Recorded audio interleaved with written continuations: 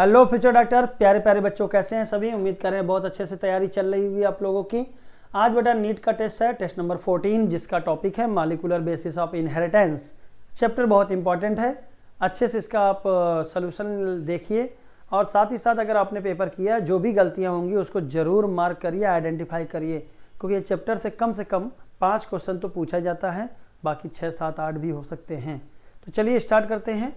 Mission है NEET 2025 के लिए यूट्यूब पे अब पढ़ने का अधिकार सबको और डॉक्टर बनने का भी अधिकार सबको। चलिए डिस्कस करते हैं। Question number 101, in E coli during lactose metabolism in absence of inducer repressor protein. तो भाई अगर इंड्यूसर नहीं होगी तो रिप्रेसर प्रोटीन फ्री होगी और किससे जुड़ जाएगी, ऑपरेटर से। यहाँ पे इंड्यूसर कौन होता है, ये होता है लैक्टोज या एलोलैक्टोज, और इसी के मेटाबॉलिज्म करने के लिए लैकोप्रान लाया गया है। अगर यही नहीं है तो मेटाबॉलिज्म की जरूरत नहीं, तो रिप्रेसर प्रोटीन ऑपरेटर से जुड़ के कार्य को रोक देगा। बाकी सीक्वेंस भी पूछा जाता है, पीपोजिया करके फार्मूला करके याद कर लीजिएगा। ये प्रमोटर हो गया और यहाँ से बनेगा रिप्रेसर प्रोटीन। और बेटा अगर इंड्यूसर नहीं है तो फ्री होगा और ऑपरेटर से जुड़ के रोक देगा। जेड से बनता बीटा गैलेक्टोसिडेज एंजाइम, वाई से बनता परमीएज और ए से बनता transacetylase. If a sample of bDNA contain nucleosome, then what is the length of bDNA sample? तो एक फार्मूला बनता है कि अगर आपको न्यूक्लियोसोम निकालना है तो nucleosome equal to given base pair, मतलब जितना बेस पेयर दिया उसको 200 बेस पेयर से डिवाइड कर दीजिए तो आपका आ जाएगा न्यूक्लियोसोम की संख्या। तो यहाँ पे न्यूक्लियोसोम दिया है 1 लाख दिया है, तो आपको कितना जीरो, 5 जीरो, तो बार बार जीरो करने में दिक्कत होती है तो सीधे पावर में कर लिया करिए। तो कितना ऐसे गिन लीजिए, कितने जीरो उतना पावर लगा दीजिए। अब बेटा क्या पूछा है, बेस पेयर निकालना है तो 200 से क्या हो जाएगा गुणा, तो आ जाएगा बेस पेयर की संख्या, तो हो जाएगा 2 × 10⁻7 बेस पेयर। अब हमें लेंथ निकालने का भी फार्मूला याद होना चाहिए। तो लेंथ होता है given base pair upon given base pair multiplied with 0.34 nanometre. अब बेस पेयर कितना गया, 2 × 10⁻7 बेस पेयर गुणे 0.34 नैनोमीटर को मीटर में बदल दीजिए तो -9 मीटर हो जाएगा। तो हो जाएगा 0.68 × 10⁻⁻2 मीटर। अब इसको कन्वर्ट कर लीजिए, सेंटीमीटर दिया है तो सेंटीमीटर में आ जाएगा, क्योंकि 10⁻⁻2 मीटर इक्वल टू 1 सेंटीमीटर। अब मिलीमीटर बढ़ाना है तो एक पावर और बढ़ा दीजिए तो क्या हो जाएगा, 6.8 मिलीमीटर भी हो सकता है। तो आंसर हो जाएगा बेटा आपका 4th। Question number 103, if the sequence of mRNA is AUG, UUU, CUU, AUU, AUA, UCU, then what is the sequence of amino acid in polypeptide chain? अब बेटा आपको तो कई सारे बच्चे पूछते भी हैं हमसे कि सर ये कैसे याद करें, बड़ा दुख होता है, समझ नहीं आता। ये बात भी सही है। तो बेटा आपको पहले ये खाने वाला सिस्टम याद होना चाहिए जो आपका एनसीईआरटी में दिया है। आप इसी को डायरेक्ट याद कर लिया करिए। पहला लेटर में आपका हॉरिजॉन्टल आता है तो UCAG, सेकेंड लेटर बेटा वर्टिकल होता है UCAG, और फोर्थ लेटर में ये हर एक में UCAG आता है।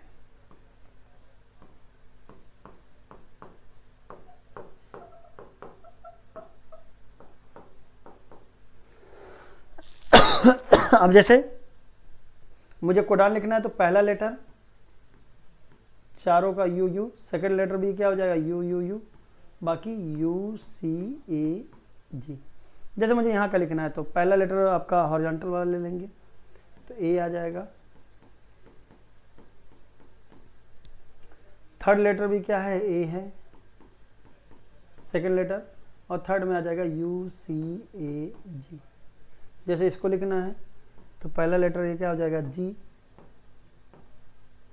उसके बाद आपका सेकेंड लेटर C, बाकी UCAG। अब कोडान आपको पता चल गया। अब खानों को याद कर लीजिए। जैसे मुझे सेकंड खाना याद होता है, ये सेरीन के लिए है, ये प्रोलीन के लिए है, ये थ्रियोनिन के लिए है, ये एलानिन के लिए है। पहले में आपके 2 होते फिनाइल एलानिन, बाकी उसके बाद 6 होते हैं ल्यूसीन के लिए, 3 होते हैं आइसोल्यूसिन के लिए, 1 होता है मिथियोनिन के लिए और 4 लास्ट के होते हैं वैलिन के लिए। तो खानों में ऐसे करके याद करेंगे तभी कोडान याद हो पाएगा, नहीं तो नहीं। अब जैसे देखिए यहाँ पे लास्ट वाला क्या आएगा, AUUCAG, AUU AUC AUA। तो किसका किसका पूछा है, मिथियोनिन का AUG हो गया, कॉमन है। UUC और UUU फिनाइल एलानिन हो जाता है, तो 2 ऑप्शन तो उड़ गया। अब ल्यूसिन के देखिए आपके 6 कोडान हैं, यहाँ से लेके यहाँ तक है, बाकी ये CU CU CU CU UCAG। तरीका बता दिया, थोड़ा प्रैक्टिस करेंगे स्पीड आ जाएगा। तो आप देख लीजिए ल्यूसिन में आपका क्या दिया है, एक AUG, UUU phenyl alanine, CUU, तो CUU भी ल्यूसिन है। उसके बाद आइसोल्यूसिन में AUU आता है, AUU आइसोल्यूसिन है और AUA भी आइसोल्यूसिन है। यानी आंसर हो गया पहला। बाकी सेरीन वाला देखिए यहाँ पे लिखना हो कोडान, तो क्या लिखोगे, पहला आ जाएगा UC, बाकी UCAG, तो UCU आ गया। भाई साहब इससे आसान कुछ नहीं है, नहीं तो आप कोडान वाइज नहीं याद कर पाएंगे। आप इस खाने में क्या क्या है, जैसे मुझे याद है कि भाई पहला दूसरा जो वर्टिकल रो है उसमें सेरीन, प्रोलीन, थ्रियोनिन, एलानिन। अब तीसरे में थ्रियोनिन है, इसको बनाना आसान हो गया। तीसरे में मतलब UCA और दूसरा तो ये आ जाएगा ACUCAG,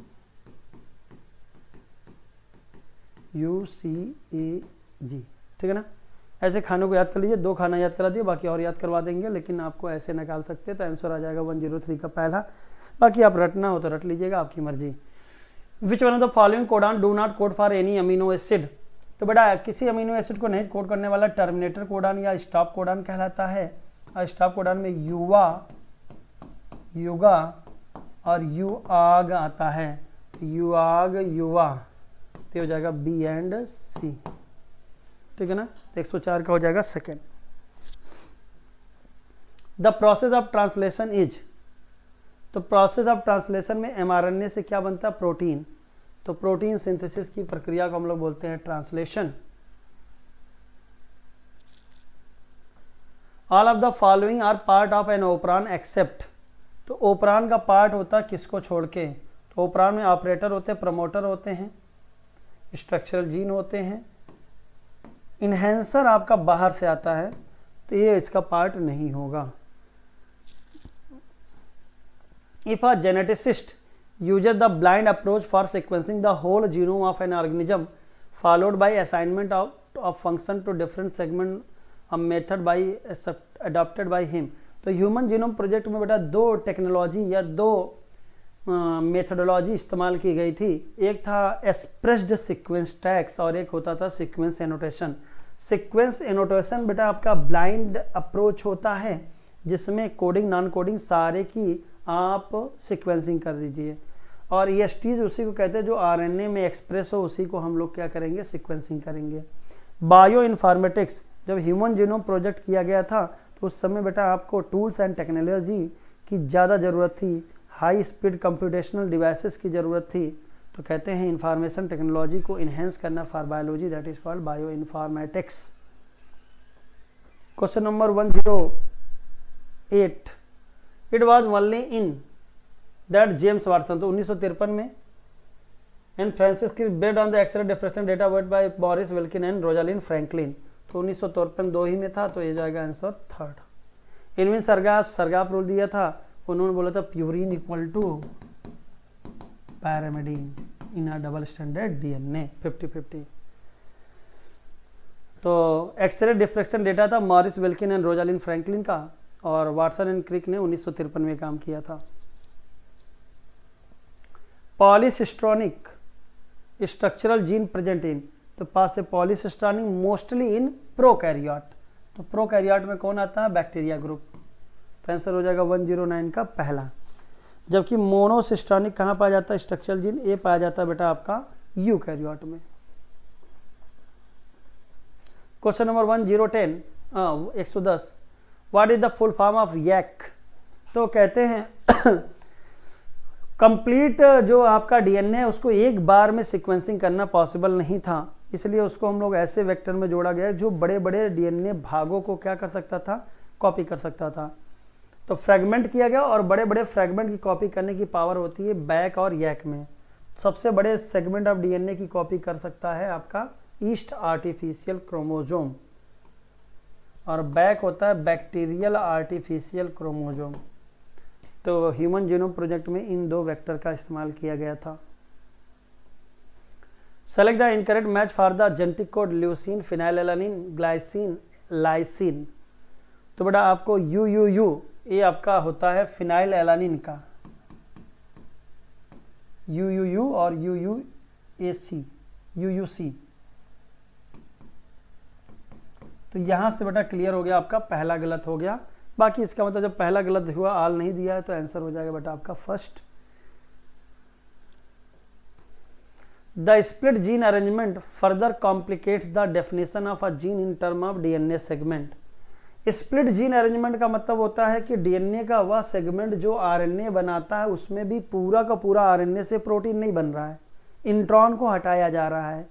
तो कोडिंग और नॉन कोडिंग दोनों इसको बोलते हैं split gene arrangement.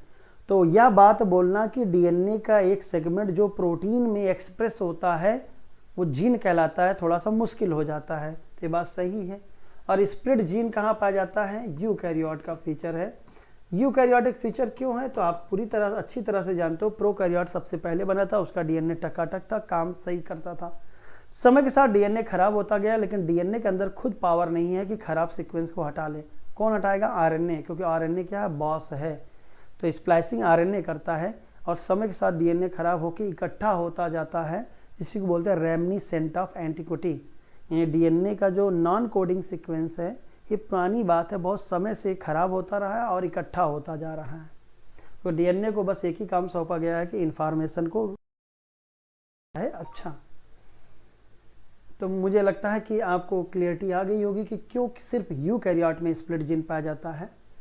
Martial Nirenberg's free system for protein synthesis, cell free system. तो सेल के बाहर प्रोटीन सिंथेसिस के लिए ये और कोड से कौन सा अमीनो एसिड बनेगा इसको डेसिफर किया था। तो दोनों बातें बिल्कुल सही है। हरगोविंद खुबारा ने कोपॉलीमर या होमोपॉलीमर बनाया था, आर्टिफिशियल सिंथेसिस ऑफ आरएनए, और इसके लिए जो एंजाइम पॉलीमरेज था वो बनाने वाले साइंटिस्ट थे सीबरो ओकोवा।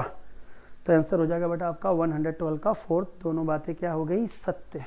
Question number 113, if the length of a DNA molecule is 1.1 metres what will be the approximate number of base pair. तो बेटा इसको सिंपल सा ऐसा देखिए कि आपको एक डेटा दिया हुआ ऑलरेडी 2.2 मीटर, ये आपका होता है 6.6 इंटू 10⁹ बेस पेयर का यूकैरियोटिक सेल के।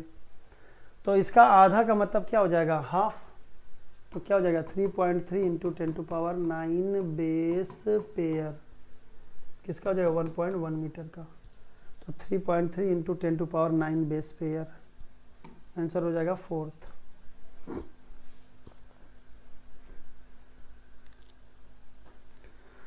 The genetic code is degenerate. Degenerate मतलब होता है कि जब एक अमीनो एसिड के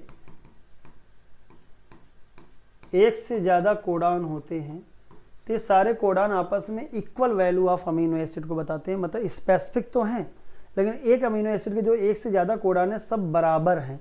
तो डिजनरेसी मतलब इक्वलिटी का सिंबल देता है। जैसे कि आप ऑर्बिटल्स में पढ़ते हो तो px py pz ये डिजनरेट ऑर्बिटल्स हैं, यानी एनर्जी वाइज क्या हैं, इक्वल्स हैं। Some amino acid are coded by more than one codons. तो जेनेटिक कोड क्यों डिजनरेट है, क्योंकि कुछ अमीनो एसिड के एक से ज़्यादा कोडान होते हैं जो इक्वल कहलाते हैं। तो बिल्कुल एक्सप्लेनेशन में भी आ रहा है, तो आंसर हो जाएगा fourth. Select the correct statement for genetic material. RNA is a long polymer of deoxyribonucleotide. तो सर डीऑक्सीराइबो बोलने का मतलब ये डीएनए की बात कर रहा है, ना कि आरएनए। तो यहाँ पे पहला ही गलत हो गया। तो पहला गलत होने का मतलब आपका थर्ड गया। अब भैया आपका बी या सी पढ़ लेते तो काम चल जाता। डीएनए जब बेसिक सब्सटेंस, जबकि कैसा होता है एसिडिक, तो सी भी गलत हो गया तो ए भी चला गया। The length of DNA is usually defined as a number of nucleotide present in it, बिल्कुल सही है। डीएनए की लेंथ उसमें बेस पेयर या न्यूक्लियोटाइड से डिफाइन करते हैं। अगर डबल स्टैंडर्ड डीएनए है तो कैसे डिफाइन करेंगे, बेस पेयर में। In some viruses the flow of information is in reverse direction, that is RNA to DNA, तो डी आपका सही हो गया। तो आंसर हो जाएगा आपका 115 का पहला।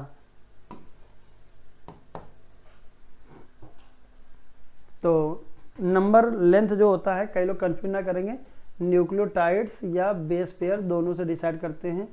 अगर डबल स्टैंडर्ड डीएनए है तो बेस पेयर, और सिंगल स्टैंडर्ड डीएनए है तो nucleotides. Select the correct statement for genetic code. Genetic code के बारे में सही बात बताइए। The codon is triplet, 61 codon code for amino acid, लेकिन 3 नहीं कोड करते हैं क्योंकि टोटल कोडान होते थे 64, तो 6 वगैरह से एक गलत चला गया। युवा, युगा, युआग, तो यू आग होना चाहिए था, तो आपका आंसर हो जाएगा पहला, क्योंकि दोनों गलत हो गया। Question number 117, select the correct statement for lac operon. In lac operon, lac refers to lactose, बिल्कुल लैक्टोज मेटाबॉलिज्म के लिए है तो लैक रिफर टू लैक्टोज सही हो जाएगा। The Y gene code for transacetylase, Y beta permease के लिए करता है, ट्रांस एसिटाइलेज के लिए नहीं, इसलिए बी आपका गलत हो गया। और परमिएज जो परमेबिलिटी बढ़ाता है बीटा गैलेक्टोसाइड्स के लिए, तो बाकी चीज़ें सही हैं, खाली ट्रांस एसिटाइलेज गलत हो गया। तो बी गलत होने का मतलब ए भी गया आपका।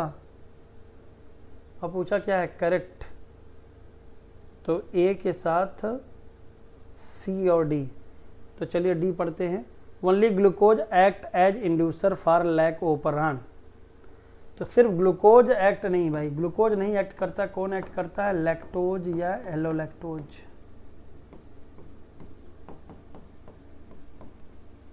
ग्लूकोज और गैलेक्टोज नहीं करते हैं, तो डी गलत हो गया, तो ये भी चला गया।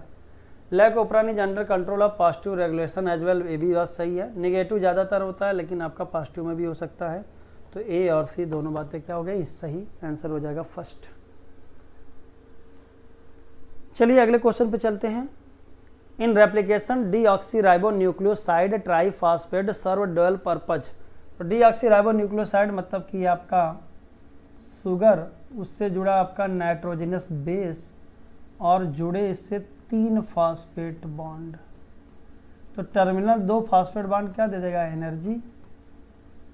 इसके बाद बचा क्या आपका एक न्यूक्लियोटाइड जो किसकी तरह बिहेव करेगा, सबस्ट्रेट, ठीक है। There is a definite region in E coli DNA where the replication originate, ऐसे रीजन को हम लोग बोलते हैं ओरी साइट, तो आपका दोनों बातें सही है, आंसर हो जाएगा fourth.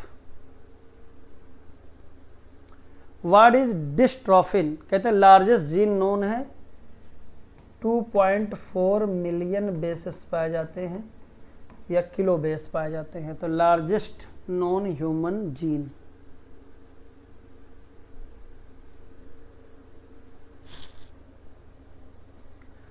Which one of the following is not applicable to RNA, heterocyclic nitrogenous bases बिल्कुल होगा, एडेनिन भी गुआनिन होगा, और साइटोसिन और यूरासिल होगा।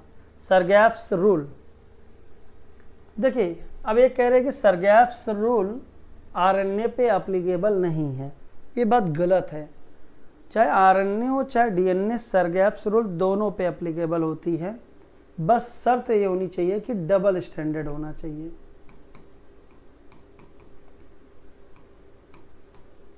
ठीक है ना, सिंगल पे नहीं लगता है। लेकिन चूंकि हम एनसीईआरटी में यहाँ पे सरगैप्स रूल में डीएनए ही यूज करते, तो होल्ड रख लीजिए line. Complementary base pairing RNA DNA दोनों एप्लीकेबल है।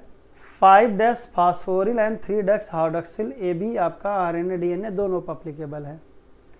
तो ये दोनों चूंकि ज़्यादा सही हैं कंपेयर टू सरगैप्स रूल, इसलिए आंसर हो जाएगा सेकेंड। लेकिन आप याद रखिएगा सरगैप्स रूल बेटा आप जो दिया गया है वो आपका डबल स्टैंडर्ड डीएनए के लिए है, लेकिन क्या आरएनए पे लगाया जा सकता है? बिल्कुल लगाया जा सकता है। जैसे देखिए A+G=C+U, ये प्यूरिन 50%, पैरामिडीन 50% लग सकता है, कोई दिक्कत नहीं है, लेकिन प्रेफर किया जाएगा डबल स्टैंडर्ड डीएनए, ठीक है ना। तो एनसीईआरटी के हिसाब से आंसर आपका सेकंड सही है। तो लेकिन डबल स्टैंडर्ड डीएनए हो चाहे डबल स्टैंडर्ड आरएनए, लग दोनों पे सकता है, लेकिन लगता किस पे लगाया जाता है? डबल स्टैंडर्ड डीएनए पे। जैसे अगर हमने बोला कि यहाँ पे एडेनिन है तो सामने यूरासिल आ जाएगा, यूरासिल है तो एडेनिन आ जाएगा, गुआनिन है तो साइटोसिन आ जाएगा, साइटोसिन है तो गुआनिन आ जाएगा। जब ये प्रूव करके दिखाते हैं तो जोड़िए, एडेनिन और गुआनिन कितने हैं यहाँ पे? 4। A+G=C+U, क्या 50-50 हैं? तो A+G 2 2 4 और U+C तो 2 2 4 4 4 50-50 लागू हो गया। तो हो सकता है, ठीक है ना, ये नहीं कि नहीं हो सकता, लेकिन हम लोग पढ़ते किस पे हैं? डबल स्टैंडर्ड डीएनए के लिए। The Human Genome Project was a 13-year project coordinated by the US Department of Energy and the National Institute of Health। तो 13 साल का प्रोजेक्ट था और स्टार्ट किया गया था US department of energy and national institute of health, और 1990 में कंप्लीट हुआ था 2003 में। बाद में वेलकम ट्रस्ट ऑफ यूके इसका मेजर पार्टनर बना था। द क्रोमोजोम 1 में 2968 और वाई में 231 जीन पाए गए थे, तो ज़्यादा था 1 में और कम था वाई में, तो दोनों बातें सही है, आंसर हो जाएगा 4th।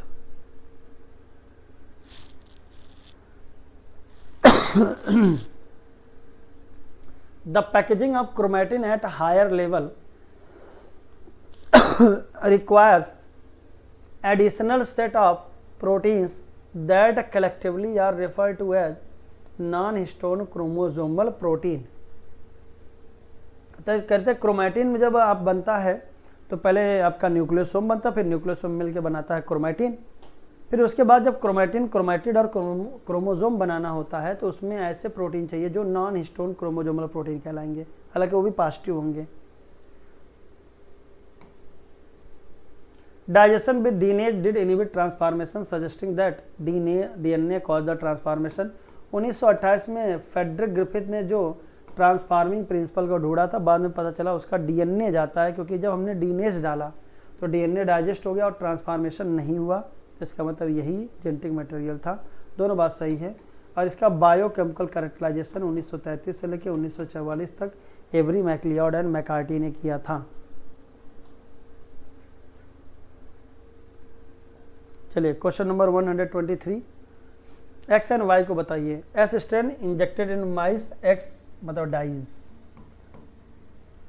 आर स्ट्रेन लाइव या एलाइव या जिंदा है, तो माइस डाई माइस लाई, तो हो जाएगा आंसर सेकेंड।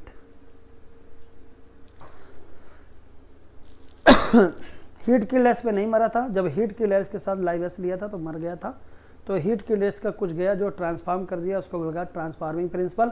बाद में पता चला कि ये डीएनए है, लेकिन सभी लोग इससे संतुष्ट नहीं हुए, तो 1952 में हर्शे एंड चेज ने बता दिया कि डीएनए ही जेनेटिक मटेरियल होता है।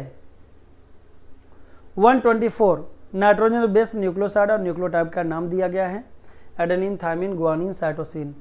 थोड़ा एडेनिन और गुआनिन में अगर आपका न्यूक्लियोसाइड होगा तो नाम में सीन आएगा, तो एडिनोसिन गुआनोसिन सही है, लेकिन अगर पैरामिडीन होगा तो नाम में डीन आना चाहिए। जैसे थायमिन का नाम होना चाहिए थायमिडीन, ना कि थाइमोसिन, है तो गया। साइटोसिन साइटिडीन, तो ये सही हुआ, तो आपका बी चला गया, तो बी इसमें है, आल में बी है तो गया। और सी आपका ग्वेनालिक एसिड सही है, ए आपका एडिनालिक एसिड सही है, डी आपका साइटिडाइलिक एसिड सही है, तो आंसर हो जाएगा 4th। ध्यान रखिएगा, जब आपका पिरिमिडीन नामक होगा तो वहां पे आ जाएगा यूरिडीन, थायमिडीन एंड साइटिडीन उसके न्यूक्लियोसाइड में। Question number 125, DNA fingerprinting involves identifying differences in some specific regions in DNA sequences called as repetitive DNA। बिल्कुल सही है। तो कहते हैं कि 99.9% सिमिलरिटी होती है और 0.1% का डिफरेंस होता है दो ह्यूमन के बीच में। तो अगर उनका मिलान करोगे तो ये भी 30 लाख बेस पेयर आते हैं, 30 लाख बेस पेयर, जबकि एक बेस पेयर का खर्चा आता है $3। तो 30 लाख बेस पेयर का आ जाएगा 90 लाख US$, जो कि करोड़ों में पहुंच जाएगा रुपये में। तो इसका मतलब खर्चा बहुत ज़्यादा हो जाएगा, एक्सपेंसिव हो जाएगा। तो उसकी जगह हम लोगों ने देखा कि ह्यूमन का कई सारे DNA के भाग जो कई बार रिपीट करते हैं, variable number of tandem repeat, और ये पॉलीमार्फिक है, मतलब हर इंडिविजुअल में अलग अलग रूप है इसके। तो ये एक पहचान का आधार बन सकता है, इसी को बोलते हैं रेपिटेटिव DNA। तो आइडेंटिफाइंग डिफरेंसेस जो हर इंसान में है उसका नाम है रेपिटेटिव DNA। अब ये रेपिटेटिव DNA निकाला कहाँ गया? तो जब DNA आइसोलेट किया गया था तो आइसोलेट करने के बाद DNA को सेंट्रीफ्यूज मशीन में डाला गया, तो DNA का एक बड़ा सा ढेर अलग हो गया और एक छोटा सा ढेर अलग हो गया। बड़ा सा ढेर को हमने बोला गया मेजर पीक है और जो छोटा सा ढेर था उसको बोला गया माइनर पीक है। और इस माइनर पीक में ही रेपिटेटिव DNA को पहचाना गया।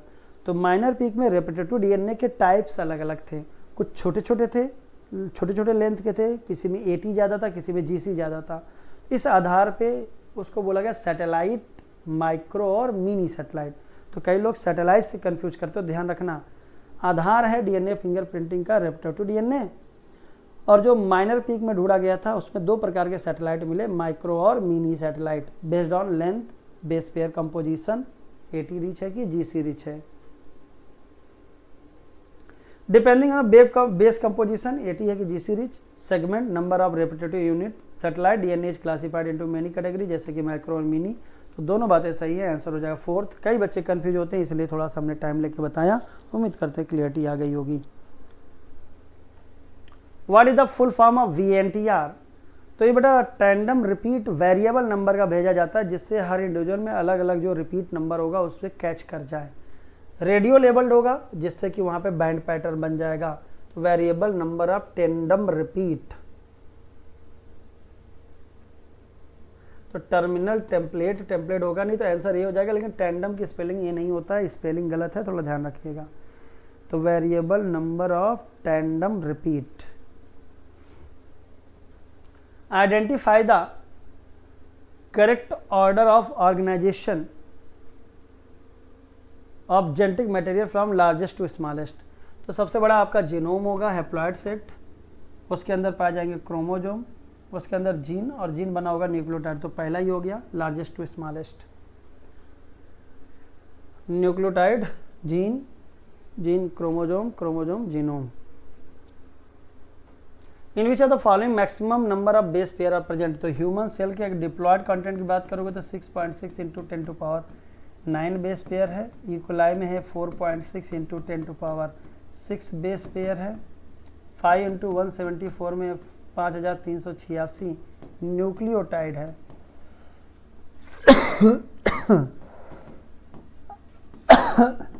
और 48,502 बेस पेयर पाया जाता है आपका लैम्डा में। तो वैसे भी यूकैरियोट में ज़्यादा होता है, आंसर आपको पहले लिख लेना चाहिए था। इन bacteria how many types of DNA dependent RNA polymerase that catalyse? तो बैक्टीरिया प्रोकैरियोट है तो इसमें बड़ा सिंपल काम होगा, तो सिंगल टाइप।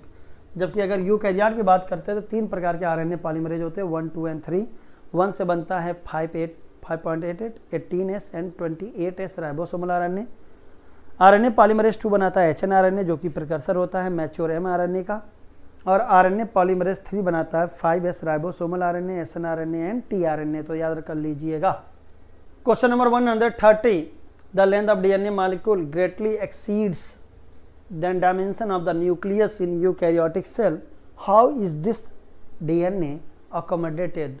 तो कहते हैं बेटा ऐसा इतने छोटे, मतलब कि माइक्रोन यानी माइक्रोमीटर की आपका जो डायमीटर है न्यूक्लियस का, इसमें 2.2 मीटर लॉन्ग DNA कैसे रखा जाता है? तो सिंपल सी बात है, क्वाइलिंग करके, और क्या, लपेट के। तो सुपर क्वाइलिंग, पहले न्यूक्लियोसोम मिलके आगे क्रोमोसोम में क्वाइल्ड हो जाएगा। चलिए अगला क्वेश्चन 131 में replication for central dogma of molecular biology which is correct for A, B and C. तो रेप्लिकेशन वर्ड यहाँ पे रहना नहीं चाहिए था, यहाँ पे लिखना चाहिए था सेंट्रल डॉगमा जो दिया है, और यहाँ पे इसकी लेबलिंग है रेप्लिकेशन, ठीक है ना, डीएनए से डीएनए बनना। बाकी ए बी सी पूछा है, ठीक है ना। तो 131 को देखते हैं।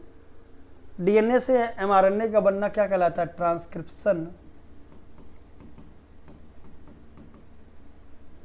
तो ट्रांसक्रिप्शन आपका दो ऑप्शन में है, तो दो ऑप्शन गया आपका। एमआरएनए से प्रोटीन बनना, ये प्रोटीन होगा इसका मतलब, और इस प्रोसेस का नाम होगा ट्रांसलेशन। तो transcription, translation and protein, answer हो जाएगा fourth. What is the meaning of T in T RNA? तो इसका नाम तो ट्रांसफर आरएनए होता था, जो act as a adapter molecule which brings amino acid and read the genetic code. इससे पहले इसका नाम एस आरएनए, सॉल्युबल आरएनए भी रखा गया था। Select the example of operon, lac operon, TRP operon, arabinose, histidine, valine. ये अलग अलग सारे ओपरान सिस्टम है, हमारे सिलेबस में लैक होता है। तो लैक्टोज मेटाबोलिज्म का लैक ओपरान, ट्रिप्टोफान मेटाबोलिज्म का टीआरपी ओपरान, एराबिनोज ओपरान, हिस्टिडीन, वैलिन, ठीक है ना। विच of the following bond is present in between nitrogenous base and deoxyribose sugar? तो नाइट्रोजिनस बेस एंड शुगर के बीच में एन ग्लाइकोसिडिक बॉन्ड पाया जाता है, और न्यूक्लियोसाइड प्लस फॉस्फेट के बीच में फॉस्फोएस्टर बॉन्ड होता है, और एक न्यूक्लियोटाइड का दूसरे न्यूक्लियोटाइड के बीच में फॉस्फोडाइस्टर बॉन्ड पाया जाता है, ध्यान रखिएगा। 134 का आंसर हो जाएगा third. In DNA which bond is present in between guanine and cytosine? तो 3 हाइड्रोजन बॉन्ड पाया जाएगा गुआनिन और साइटोसिन के बीच में। एडेनिन और थायमिन के बीच में 2 हाइड्रोजन बॉन्ड होगा। और किसी भी डीएनए की स्टेबिलिटी को अगर हमें नापना है, सिंपल सा तरीका होता है जीसी रिच से नाप लीजिए। जितना ज़्यादा जीसी होगा उतना ज़्यादा ट्रिपल हाइड्रोजन बॉन्ड मिलते जाएंगे। स्टेबिलिटी ज़्यादा तो मेल्टिंग पॉइंट भी ज़्यादा, बॉइलिंग पॉइंट भी ज़्यादा। तो बेटा ये रहा आपका डिस्कशन, इसके बाद साइलेंस सर कराएंगे आपका। तो चलिए बच्चों, यहाँ पे आके डिस्कशन कंप्लीट होता है। अब आपके यहाँ सामने आ रहे हैं डॉक्टर शैलेंद्र मिश्रा सर। अच्छे से डिस्कशन करिए, एनालाइज करिए, जो गलतियाँ होंगी उसको जरूर नलिफाई करिए। Thank you so much, bye bye, take care. So hello everyone. Now question number 136. Select the correct match. Replication. इसमें एंजाइम जो यूज होगा वो कौन सा? डीएनए डिपेंडेंट डीएनए पॉलीमरेज, क्योंकि रेप्लिकेशन में बनाना क्या है? डीएनए का ही दूसरा स्ट्रैंड बनना है, तो एंजाइम होगा डीएनए पॉलीमरेज। और टेम्पलेट स्ट्रैंड यहाँ पे कौन सा काम कर रहा है? डीएनए का ही, तो DNA dependent DNA polymerase. Transcription, transcription में चूंकि एमआरएनए बनना है तो यहाँ पर आरएनए पॉलीमरेज, और चूंकि टेम्पलेट स्ट्रैंड यहाँ पर डीएनए का है तो ये डीएनए डिपेंडेंट आरएनए पॉलीमरेज। ए का फर्स्ट, बी का सेकंड। और ट्रांसलेशन, ट्रांसलेशन में जो मैसेंजर आरएनए है इसके 5 प्राइम एंड और 3 प्राइम एंड, यहाँ पर ये स्टार्ट कोडॉन होगा और ये स्टॉप कोडॉन। तो जो ट्रांसलेशन यूनिट है ये स्टार्ट कोडॉन और स्टॉप कोडॉन से फ्लैंक्ड है, और इसके दोनों तरफ ये अनट्रांसलेटेड रीजन यूटीआर, जो ट्रांसलेशन नहीं होगा, बट ये ट्रांसलेशन की एफिशिएंसी के लिए जरूरी है। और दूसरा यहाँ पर एंजाइम यूज होता है ट्रांसलेशन में, राइबोजाइम। अगर प्रोकैरियोटिक सेल है तो 23S राइबोसोमल आरएनए यहाँ पर, और अगर यूकैरियोटिक सेल है तो 28S राइबोसोमल आरएनए। ये राइबोजाइम का काम करते हैं। एक्टिविटीज की क्या होगी? तो ये पेप्टाइडल ट्रांसफरेज का काम करते हैं।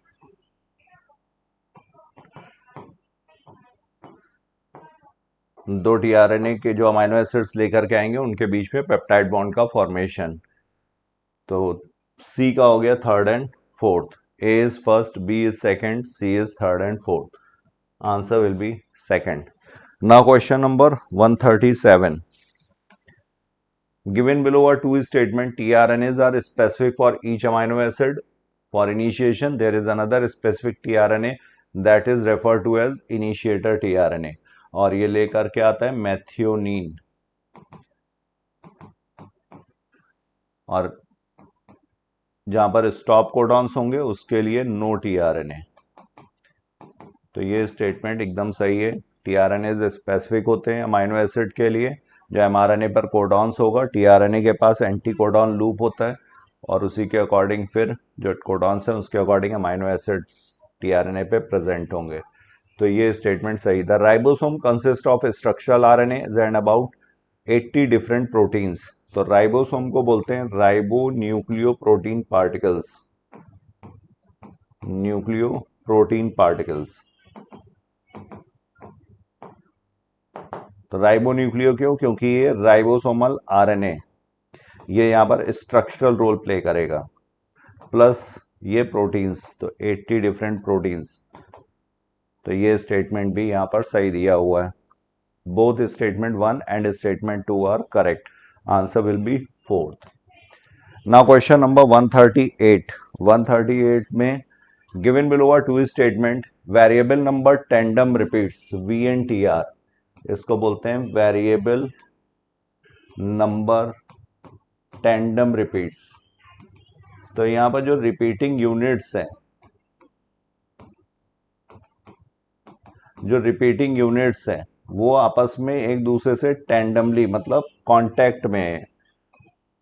जैसे डीएनए में हो सकता है डिस्पर्स्ड हो, एक यहाँ पर है, फिर ये नॉर्मल सीक्वेंस यहाँ पर प्रेजेंट है बीच में, फिर यहाँ पर प्रेजेंट है, तो इसको बोलेंगे नॉन टेंडम रिपीट्स। ये बीच में नॉन रिपीटिंग यूनिट्स का बना हुआ है। लेकिन अगर ये रिपीटिंग यूनिट्स बार बार रिपीट हो रहे हैं और ये एक दूसरे के कांटेक्ट में है, तो इसको बोला जाता है टेंडम रिपीट्स। और इनका जो नंबर है रिपीटिंग यूनिट्स का वो वेरी करता है इंडिविजुअल टू इंडिविजुअल, और क्रोमोजोम टू क्रोमोजोम भी वेरी करेगा। तो ये स्टेटमेंट यहाँ पर सही है। ये मिनी सैटेलाइट कैटेगरी में आते हैं। Small DNA sequences is arranged tandemly in many copy numbers, the copy number same from chromosome to chromosome in an individual. ये सेम नहीं होगा इन क्रोमोजोम टू क्रोमोजोम, अगर क्रोमोजोम नंबर चेंज किया जाएगा तो ये कॉपी नंबर भी change हो जाएगा। तो यहाँ पर ये सेम वर्ड गलत दिया हुआ है। स्टेटमेंट 1 सही है but statement 2 is incorrect. Now question number 139। In which experiment bacteria was used? तो बैक्टीरिया ग्रिफिथ्स के एक्सपेरिमेंट में भी यूज हुआ था। इसका R स्ट्रेन और S strain, rough strain, S strain, S strain पे म्यूकोपॉलीसैकेराइड का कोड था, और बैक्टीरिया जो था वो था स्ट्रेप्टोकोकस निमोनी, निमोनिया का positive agent,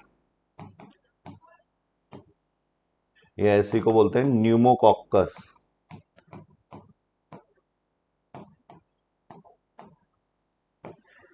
Hershey Chase, Alfred Hershey and Martha chase का जो एक्सपेरिमेंट था, यह अनइक्विवोकल प्रूफ था डीएनए जो है वो जेनेटिक मटेरियल है उसके लिए। और इन्होंने P32 radio active S35 use किया था, प्लस इसके साथ इन्होंने ई कोलाई और बैक्टीरियोफेज वायरस, तो इसमें भी बैक्टीरिया यूज हुआ है। मिसेल्सन एंड स्टाल, इन्होंने semi conservative mode of DNA replication के बारे में एक्सपेरिमेंटल प्रूफ दिया था, और इनमें इन्होंने भी ई कोलाई यूज किया था, N15 यूज किया था। Caesium chloride density gradient centrifugation method use किया गया था। तो यहाँ पर सभी में बैक्टीरिया यूज हुआ है। Answer will be 4th। Now question number 140। How many hydrogen bonds are present in the given sample of DNA? तो यहाँ पर बेस पेयर्स जो हैं ये 9 हैं, 3 3 6 और 3 9, और इसमें जीसी देखे जाएं तो 2 ये हो गए, 3 ये, 5। तो जी और सी के बीच में कितने हाइड्रोजन बॉन्ड्स होंगे? 3। तो ये हो गए 15, बचे 4 इसमें ए और टी, तो इनके बीच में 2 हाइड्रोजन बॉन्ड्स, ये हो गए 8। Total number of hydrogen bonds present will be 23। और जितने ज़्यादा हाइड्रोजन बॉन्ड्स होंगे मेल्टिंग पॉइंट उस सेगमेंट का उतना ही ज़्यादा होगा। तो 140 का करेक्ट आंसर हो गया 3rd। Now we move to another question, question number 141। If one strand of DNA ये दिया हुआ है, then what is the second strand of DNA. तो एक स्ट्रैंड अगर टेम्पलेट स्ट्रैंड है, दूसरा कोडिंग स्ट्रैंड, और ये दोनों कैसे होते हैं, एक दूसरे से कॉम्प्लीमेंटेरिटी शो करते हैं। तो टेम्पलेट स्ट्रैंड अगर मान लिया जाए ये है ए जी जी, तो यहाँ पर एक इसके साथ दूसरा स्ट्रैंड जो होगा उसमें टी होगा, और ये 3 प्राइम एंड होगा, जी सी के साथ, फिर जी सी के साथ, सी की कॉम्प्लीमेंटेरिटी जी के साथ, सी फिर जी के साथ, सी जी के साथ, टी फिर ए के साथ, टी ए के साथ, ए टी के साथ, और टी जो होगा वो ए के साथ, और ये एंड हो गया 5 प्राइम। तो यहाँ पर टी सी सी, फिर जी जी जी, और फिर A T A, 3 prime 5 prime, दोनों में सीक्वेंस सेम है, ऑर्डर सेम है, बट यहाँ पर ये 5 प्राइम दिया हुआ है। और हमें पता है डीएनए में कैसा होता है, एंटी पैरेलल पोलैरिटी होती है, अगर एक ये पोल 5 प्राइम है तो दूसरा एंड जो होगा 3 प्राइम, तो इस वजह से यहाँ पे 5 प्राइम दिया है, तो आंसर होगा यहाँ पर third. Now question number 142, the last chromosome sequenced in human genome project. तो human genome project mega project था, ये 13 साल लगे थे इसमें, और लास्ट जो क्रोमोसोम जिसका सीक्वेंसिंग हुआ था वो क्रोमोसोम 1 था, लार्जेस्ट क्रोमोसोम है, ये मई 2006 में कंप्लीट हुआ था, और इसमें 2968 जीन्स, 2968, और क्रोमोसोम वाई में सबसे कम होते हैं, इसमें होते हैं 231। तो आंसर हुआ यहाँ पर second. Now question number 143, DNA polymerase enzyme are highly efficient enzymes as they have to catalyze polymerization of a large number of nucleotides in a very short time। तो ये स्पेसिफिक हैं और स्पीड भी fast है, 2000 base pairs, 2000 base pair पर second. तो ये statement सही है, क्योंकि अगर ये ऐसा नहीं है तो ये म्यूटेशन में रिजल्ट करेगा, any mistake during replication would result into mutation, तो ये भी सही है। तो statement 1 as well as statement 2 both are correct.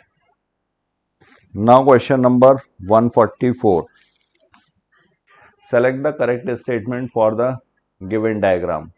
Chargaff model for semi conservative DNA replication, तो ये सेमी कंजर्वेटिव डीएनए रेप्लिकेशन तो है, बट ये चरगाफ मॉडल नहीं है, ये वाटसन क्रिक मॉडल है for semi conservative DNA replication. तो आंसर होगा यहाँ पर सेकंड, क्योंकि इसमें एक ये पेरेंटल स्ट्रैंड है और दूसरा जो बन रहा है वो नया। तो सेमी कंजर्वेटिव में एक पेरेंटल स्ट्रैंड और दूसरा जो होगा वो न्यूली सिंथेसाइज्ड स्ट्रैंड। तो ये स्टेटमेंट यहाँ पर सेकंड सही है। Taylor model for transcription, Watson Crick model for transcription. Next question number 145, how many matchings are correct. DNA fingerprinting, ये रिपीटेटिव डीएनए, तो ये पॉलीमॉर्फिज्म पे बेस्ड है डीएनए फिंगरप्रिंटिंग, और पॉलीमॉर्फिज्म ये कहाँ पर किस रीजन में देखी जाती है, तो ये रिपीटेटिव डीएनए वाले रीजन में, जहाँ पर रिपीटिंग यूनिट्स होंगे।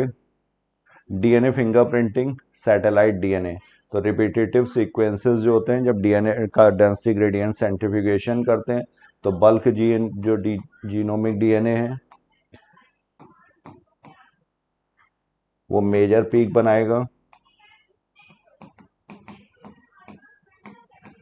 और दूसरा जो है वो सैटेलाइट डीएनए,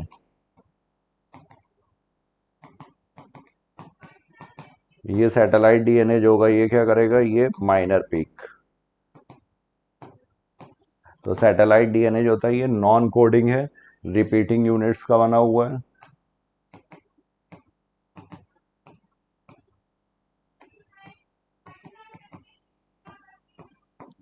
तो ये भी सही है। DNA fingerprinting involve Southern blot hybridisation, ये स्टेटमेंट भी सही है। और डीएनए फिंगरप्रिंटिंग का यूज किस में है, तो फॉरेंसिक साइंस में है, एवोल्यूशनरी रिलेशनशिप में है। तो आंसर होगा यहाँ पर फर्स्ट, दोनों चारों स्टेटमेंट सही है। Now question number 146, Given below are two statements. The ribosome also acts as a catalyst. 23 years ribosomal RNA in bacteria, enzyme ribozyme, for the formation of phosphodiester bond. तो phosphodiester bond के लिए ये नहीं है, ये किसके लिए था?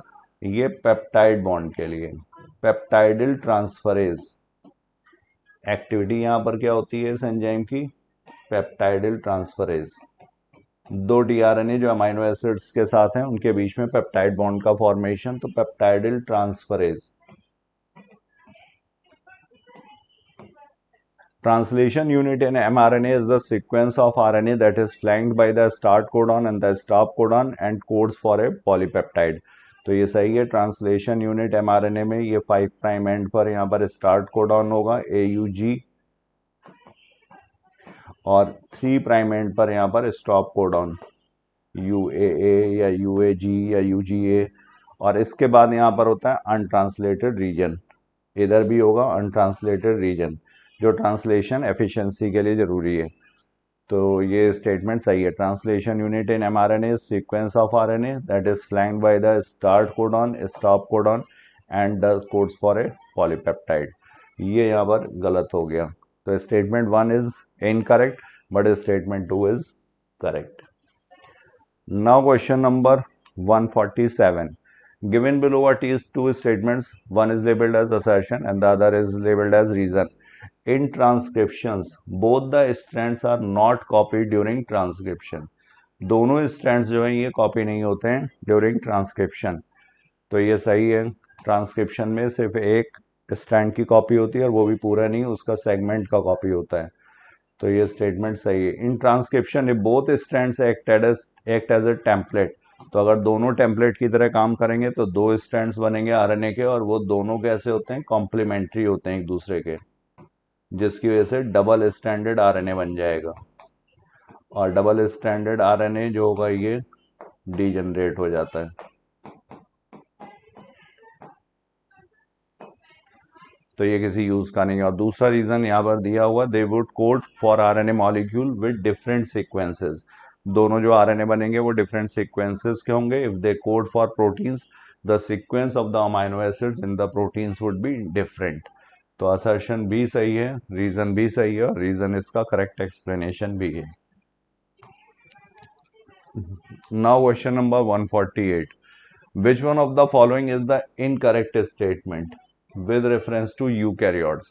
तो यूकैरियोट्स के रिस्पेक्ट में अगर देखा जाए incorrect statement, structural gene is monocistronic, ये सही है यहाँ पर। पॉलीसिस्ट्रॉनिक प्रोकैरियोट्स में, मोनोसिस्ट्रॉनिक यूकैरियोट्स में।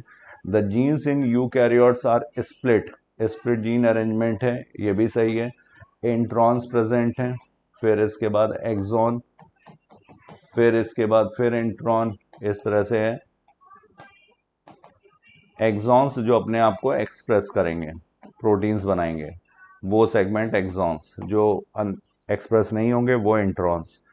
तो ये सही है। Express sequence are defined as introns. Express sequence को इंट्रॉन्स नहीं, एक्सप्रेस सीक्वेंस को क्या बोला जाएगा? एक्सॉन्स। और हमें इनकरेक्ट टिक करना है, तो आंसर होगा third, exons are interrupted by introns. तो ये सही है, इसी को बोलेंगे स्प्लिट जीन अरेंजमेंट। तो 148 का करेक्ट आंसर हो जाएगा third. Which one of the following is not a important goal of human genome project? तो ह्यूमन जीनोम प्रोजेक्ट का identify all the approximately 20,000 to 25,000 genes in human DNA, सही है। Determine the sequences of 5 billion chemical base pair, ये 5 billion यहाँ पे गलत दिया हुआ है, ये 3 बिलियन, तो ये गलत हो गया। Store this information in databases, improve tools for data analysis, ये सारे सही हैं। आंसर होगा यहाँ पर second. Now we move to another question, question number 150. In a person DNA from which show same degree of polymorphism. तो यहाँ पर टिश्यू के सैंपल्स ये दिए हुए हैं options, skin, bone, sperm, blood. तो यहाँ पर अगर एक ही इंडिविजुअल है, एक ही पर्सन है, तो यहाँ पर सेम डिग्री का पॉलीमॉर्फिज्म देखने को मिलेगा। ये इंडिविजुअल टू इंडिविजुअल वेरी करेगा। तो स्किन, बोन, स्पर्म, ब्लड सभी किसी भी टिश्यू से लिया जाए, polymorphism will be the same. तो A, B, C, D। Answer will B third. Now question number 151. यहाँ पर which is the true statement for the genetic code. Genetic code ये ट्रिपलेट है, 3 बेसिस से मिलकर के बना हुआ है. इसमें AUG का डुअल फंक्शन है. डुअल फंक्शन कैसे, ये स्टार्ट कोडॉन का भी काम करेगा और इसके अलावा ये मैथ्योनिन के लिए भी कोड करता है. तो ये डुअल फंक्शन हो गया. जेनेटिक कोड नियरली यूनिवर्सल, ये सही है, नियरली यूनिवर्सल है, टोटली यूनिवर्सल नहीं, क्योंकि यहाँ पर इसके एक्सेप्शंस हैं माइटोकॉन्ड्रिया में और सम प्रोटोजोन्स में.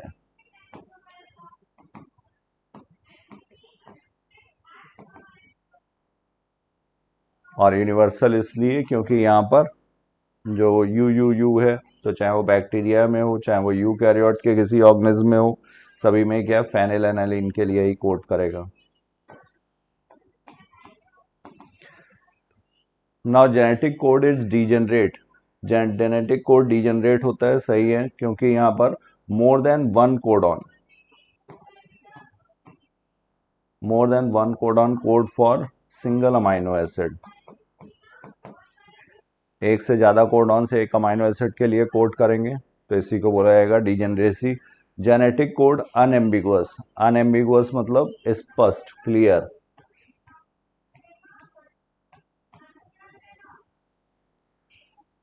तो वो ये भी सही है. 1, 2, 3 एंड 4 ये सारे स्टेटमेंट यहाँ पर सही है. Now question number 152. What is the charging of tRNA. तो यहाँ पर सबसे पहले amino acid ATP plus enzyme. Enzyme यहाँ पर है अमाइनो एसिड टीआरएनए सिंथेटेज, और ये कॉम्प्लेक्स बनाएगा. अमाइनो एसिड एटीपी की हाइड्रोलिसिस हो जाएगी, AMP और एंजाइम, और इसके बाद फिर यहाँ पर इस कॉम्प्लेक्स से आकर के जुड़ता है टीआरएनए.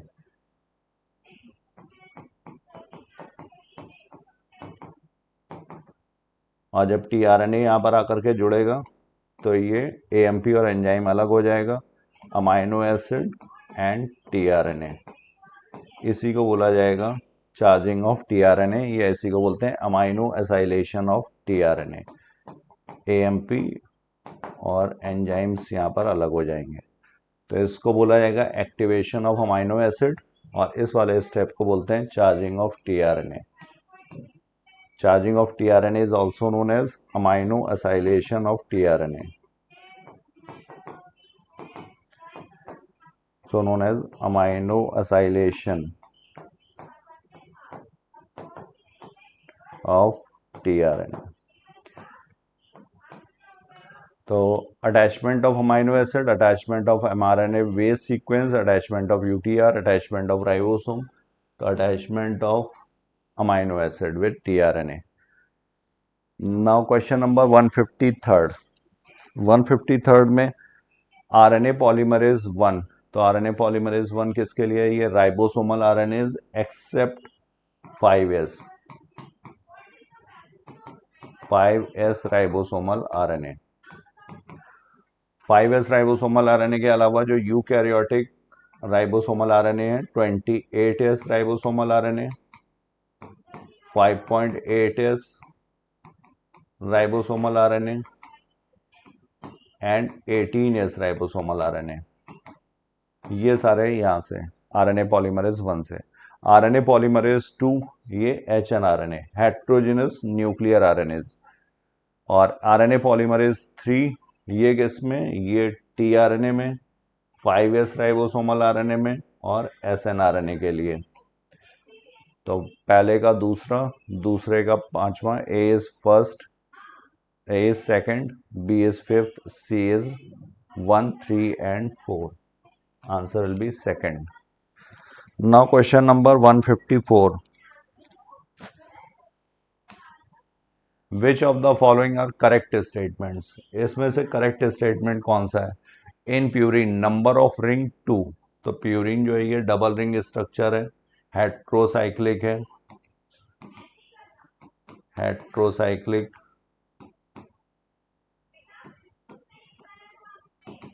सही है। एडेनिन एंड गुआनिन और प्यूरिन, ये भी ठीक है। Purine nitrogen bases, adenine and guanine. पिरिमिडीन्स में नंबर ऑफ रिंग 1 है, साइटोसिन, यूरेसिल एंड थाइमीन, ये यहाँ पर बेसिस है। यूरेसिल इज पिरिमिडीन, ये भी सही है। तो यहाँ पर all of these are correct. Now question number 155, spliceosomes are not found in cells of. Spliceosomes किसके बने होते हैं? एसएनआरएनए प्लस प्रोटीन्स के। और ये करते क्या है? ये स्प्लाइसिंग क्या है? ये रिमूवल ऑफ इंट्रॉन्स किस में होता है? यूकैरियोट्स में। तो ये किस में है? ये स्ट्रेप्टोकोकस में नॉट फाउंड। यूकैरियोट्स में ही सिर्फ स्प्लाइसिंग होगी, प्रोकैरियोट्स में नहीं। प्रोकैरियोट्स में स्प्लिट जीन अरेंजमेंट नहीं है, इंट्रॉन्स और एक्सॉन्स स्प्लिट नहीं है, तो इस वजह से यहाँ पर Streptococcus. Third. Now question number 156, during DNA replication Okazaki fragments are used to elongate. यहाँ पर ये 3 प्राइम एंड ये 5 प्राइम एंड। डीएनए पॉलीमरेज जो इलोंगेशन करेगा 5 प्राइम टू 3 प्राइम डायरेक्शन में, तो ये जो इलोंगेशन हुआ ये क्या है? ये लीडिंग स्ट्रैंड कहलाएगा। कंटिन्यूसली होता जाएगा, जैसे जैसे रेप्लिकेशन फॉर्क खुलेगा ये आगे की तरफ इसको रास्ता मिलता जाएगा। लेकिन यहाँ पर जो बनेगा इस वाले स्ट्रैंड में, यहाँ पर भी 5 प्राइम टू 3 प्राइम डायरेक्शन में, तो ये जो इलोंगेशन है ये टुकड़ों में हो पाएगा, तो ये लैगिंग स्ट्रैंड कहलाएंगे। ओकाजाकी फ्रैगमेंट्स, ये जो टुकड़े हैं ओकाजाकी फ्रैगमेंट्स डीएनए लाइगेज के द्वारा जोड़े जाते हैं। और ये जो इलोंगेशन है ये किधर की तरफ हो रहा है? ये away from the replication fork. ये क्या है? Replication fork. तो lagging strand towards the replication fork गलत हो गया, leading strand away from replication fork गलत हो गया, lagging strand away from the replication fork ये सही है, leading strand towards the replication fork ये ओकाजाकी फ्रैगमेंट्स के लिए नहीं है। तो आंसर होगा यहाँ पर third. Now question number 157, which one of the following serve dual purpose. यहाँ पे डुअल पर्पज कौन सर्व करेगा in replication process? AMP, FMN, GTP या एफएडी। तो डुअल पर्पज किसका होता है? न्यूक्लियोसाइड ट्राइफॉस्फेट्स का। ट्राइफॉस्फेट्स। और यहाँ पर कौन सा न्यूक्लियोसाइड ट्राइफॉस्फेट है? तो गुआनोसिन ट्राइफॉस्फेट। ये फ्लेविन मोनो न्यूक्लियोटाइड, ये एडेनोसिन मोनोफॉस्फेट, ये फ्लेविन एडेनिन डाइन्यूक्लियोटाइड। तो यहाँ पर जीटीपी। और ये डुअल पर्पस यहाँ पर क्या है? ये सबस्ट्रेट के तौर पे भी काम करेंगे और एनर्जी यील्डिंग का भी काम करते हैं, एनर्जी भी प्रोवाइड करते हैं रेप्लिकेशन के लिए। तो एनर्जी भी प्रोवाइड करेगा। इसमें जो 2 फॉस्फेट बॉन्ड्स हैं ये हाई एनर्जी फॉस्फेट बॉन्ड्स हैं।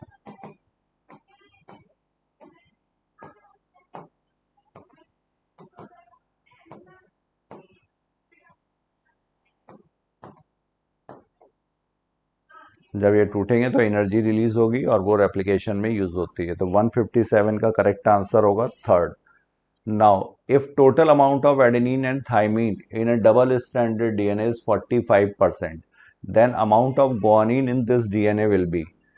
तो यहाँ पर 45% adenine and thymine in a double stranded, तो adenine, thymine plus guanine plus cytosine, ये किसी भी डीएनए स्ट्रैंड में कितना होगा? 100%, दैट इज 1।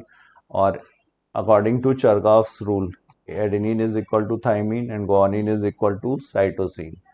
तो ये दिया हुआ एडेनिन और थाइमीन ये कितना है? 45%, ये 45%। तो गुआनिन और साइटोसिन कितना हुआ? ये हो जाएगा गुआनिन और साइटोसिन, ये हो जाएगा 55%। 1 minus 45% will be 55%।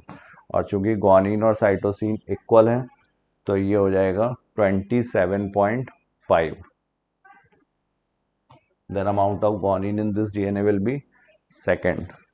Now question number 159, which of the following statements are incorrect for salient features of double helix structure of बीडीएनए?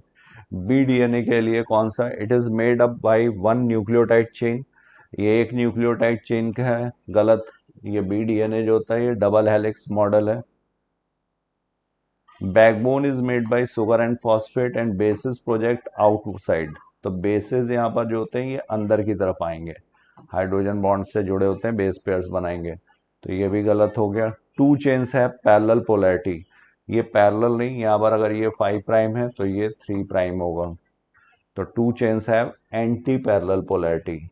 15 base pairs are present in each turn, तो गलत है। एक कंप्लीट टर्न जो होगा इसमें 10 बेस पेयर्स होंगे और इसके डिस्टेंस जो होगी वो 34 एंगस्ट्रॉम, क्योंकि 10 बेस पेयर्स, एक बेस पेयर, दो कंसेक्यूटिव बेस पेयर्स के बीच का डिस्टेंस है 3.4 एंगस्ट्रॉम, तो 10 बेस पेयर्स में होगा 34, तो 10 base pairs are present in each turn, ये होना चाहिए था, तो ये भी गलत हो गया। आंसर यहां पर होगा none, all are incorrect. Now question number 160, which of the following does not follow the central dogma of molecular biology? तो central dogma of molecular biology की अगर बात की जाए, यहां पर डॉग्मा माने प्रिंसिपल या doctrine,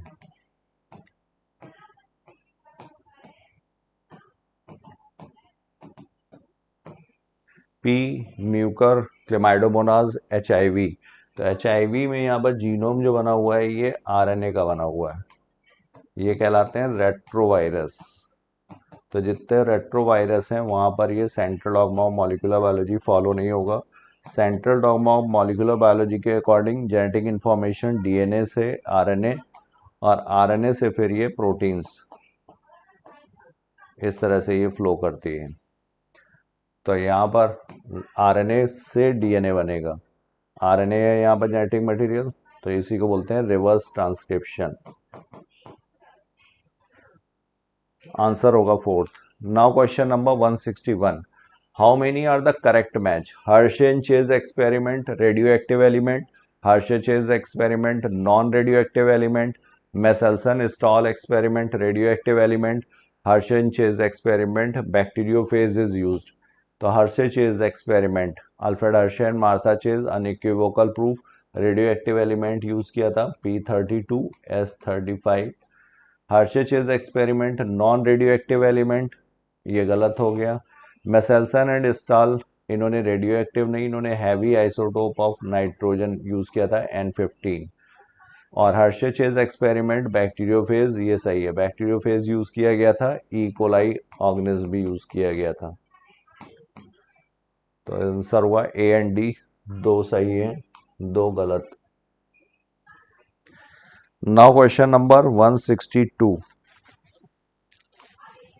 satellite DNA is important because, तो सैटेलाइट DNA जो है ये रिपीटेटिव सीक्वेंसेस का बना होता है और ये नॉन कोडिंग सीक्वेंसेस हैं, प्रोटीन्स नहीं बनाएंगे और इसमें पॉलीमॉर्फिज्म प्रेजेंट है,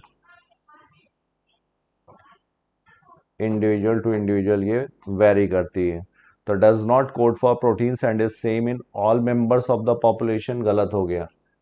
does not code for protein सही था, बट ये सेम नहीं होगा, पॉलीमॉर्फिज्म शो करेगा।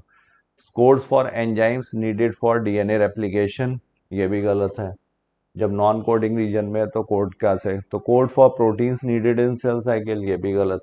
shows high degree of polymorphism in population and thus also the same degree of polymorphism in an individual, अगर इंडिविजुअल के किसी भी टिश्यू में देखा जाएगा तो सेम डिग्री का पॉलीमॉर्फिज्म होगा, सही है। Which is heritable from parents to childhood, तो आंसर होगा यहाँ पर fourth. Now question number 163, which one of the following is the correct match with reference to BDNA, तो BDNA में डायमीटर ऑफ द हेलिक्स, ये हुआ यहाँ पर डायमीटर, ये होता है 20 एंगस्ट्रॉम, यहाँ पर दिया हुआ है 34 एंगस्ट्रॉम, गलत है। Distance between two adjacent base pairs, दो एडजेसेंट बेस पेयर्स के बीच में अगर डिस्टेंस देखा जाए तो जैसे यहाँ पर ये दो बेस पेयर्स हो गए, एक जीसी और एक एटी, दो कॉन्जिक्यूटिव बेस पेयर्स के बीच में डिस्टेंस होता है 3.4 एंगस्ट्रॉम, तो ये भी गलत है।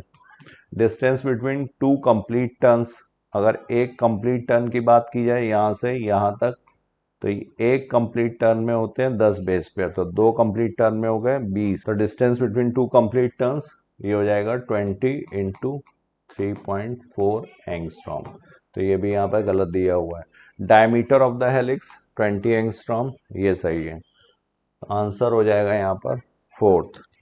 Now question number 164, in transcription unit the promoter is located towards the 5 prime end while terminator is located towards the 3 prime end, the reference is made with respect to the, तो ये किसके respect में है, ये जो transcription unit है इसमें promoter और टर्मिनेटर ये दोनों फ्लैंक करते हैं स्ट्रक्चरल जीन को, ये प्रमोटर हो गया, ये टर्मिनेटर, ये बीच में यहाँ पर स्ट्रक्चरल जीन, तो स्ट्रक्चरल जीन के अप स्ट्रीम प्रेजेंट होता है प्रमोटर और डाउन स्ट्रीम प्रेजेंट होता है टर्मिनेटर, तो ये अगर यहाँ पर 5 प्राइम और ये 3 प्राइम, और बाय कन्वेंशन ये कौन सा स्टैंड हुआ, ये हुआ कोडिंग स्टैंड, तो ये वाला हो जाएगा template stand 3 prime to 5 prime, तो किसके बेसिस पर, पोलैरिटी ऑफ कोडिंग स्टैंड, जो भी यहाँ पर नंबरिंग है वो कोडिंग स्टैंड के बेसिस पर।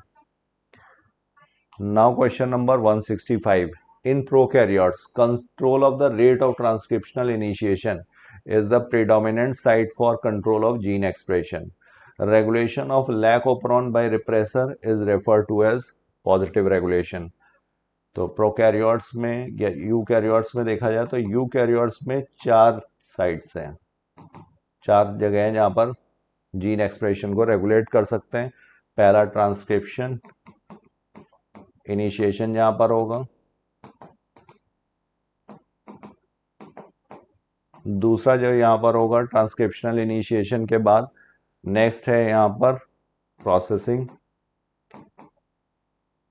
प्रोसेसिंग के बाद फिर ट्रांसपोर्ट ऑफ एमआरएनए जो न्यूक्लियस से बाहर आएगा तब,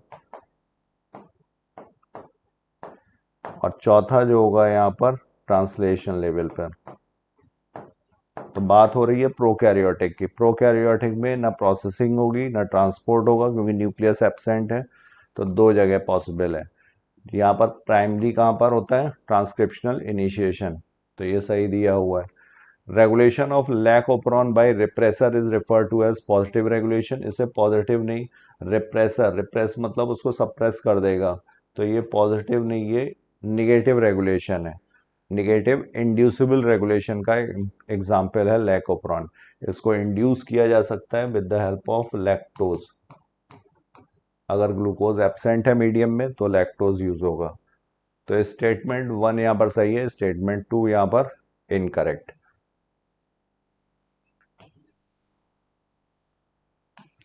now question number 166, DNA fingerprinting is a technique to find out variations in individuals of a population at DNA level. DNA fingerprinting has immense application in field of forensic science, genetic biodiversity and evolutionary biology. तो ये सही है, यहाँ पर forensic science में भी इसका use है, पैटर्निटी डिस्प्यूट्स वगैरह में या क्राइम सीन को सॉल्व करने में, किसका सैंपल था, ब्लड सैंपल, इसमें भी, और इसके अलावा जेनेटिक बायोडाइवर्सिटी, तो जेनेटिक वेरिएशंस और स्पीसीएशन, नई स्पीसीज का आइडेंटिफिकेशन, ये सब, और एवोल्यूशनरी रिलेशनशिप में, इन सब में भी इसका रोल है। तो ये स्टेटमेंट सही है और ये स्टेटमेंट भी सही है, तो 166 का करेक्ट आंसर होगा यहाँ पर 4, both statement 1 and statement 2 are correct. Now question number 167. Now question number 167. In bacteria, the transcribed mRNA is functional, hence can directly be translated. तो ठीक है, यहाँ पर ये स्टेटमेंट, यहाँ पर प्रोसेसिंग नहीं होती है प्रोकैरियोटिक बैक्टीरिया में, स्प्लिट जीन अरेंजमेंट नहीं है, कोई कैपिंग नहीं, कोई टेलिंग की जरूरत नहीं है, तो ये स्टेटमेंट सही था। tRNA binds to specific amino acid at one end and pairs through the hydrogen bonding with codons on mRNA. mRNA का ये 5 प्राइम एंड, ये 3 प्राइम एंड, यहाँ पर सपोज ये स्टार्टिंग कोडॉन है AUG, तो यहाँ पर ये tRNA जो आएगा इसके पास ये यहाँ पर एंटी कोडॉन लूप, और ये यहाँ पर हो जाएगा एंजाइम बाइंडिंग लूप, ये हो जाएगा 5 प्राइम एंड, ये हो जाएगा 3 प्राइम, ये इसका टी साइज सी लूप, ये DHU लूप डाइहाइड्रोयूरिडीन, ये एंजाइम बाइंडिंग लूप भी है, और ये कहलाता है एंटीकोडॉन लूप। एंटीकोडॉन में ए किसके साथ, यू के साथ, यू ए के साथ, और जी जो होगा ये सी के साथ, और यहाँ पर अमाइनो एसिड कौन सा होगा, मेथियोनिन। तो ये स्टेटमेंट सही दिया हुआ है, स्टेटमेंट 1 भी सही है, स्टेटमेंट 2 भी सही है, both statements are correct. Now question number 168. The VNTR belongs to a class of satellite DNA referred to as mini satellite. तो ये सही है, variable number tandem repeats.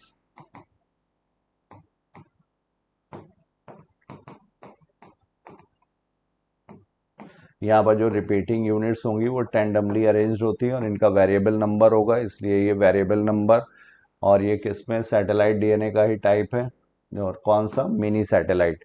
Mini satellite में 10 to more than 10 बेसिस की बनी होती है repeating units, 10 to 60।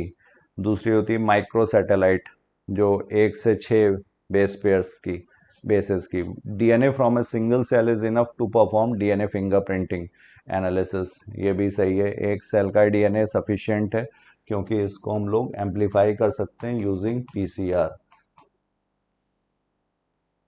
तो ये स्टेटमेंट भी सही है और ये स्टेटमेंट भी सही है, both statement 1 and 2 are correct. Now question number 169, what is correct for prokaryotic genetic material.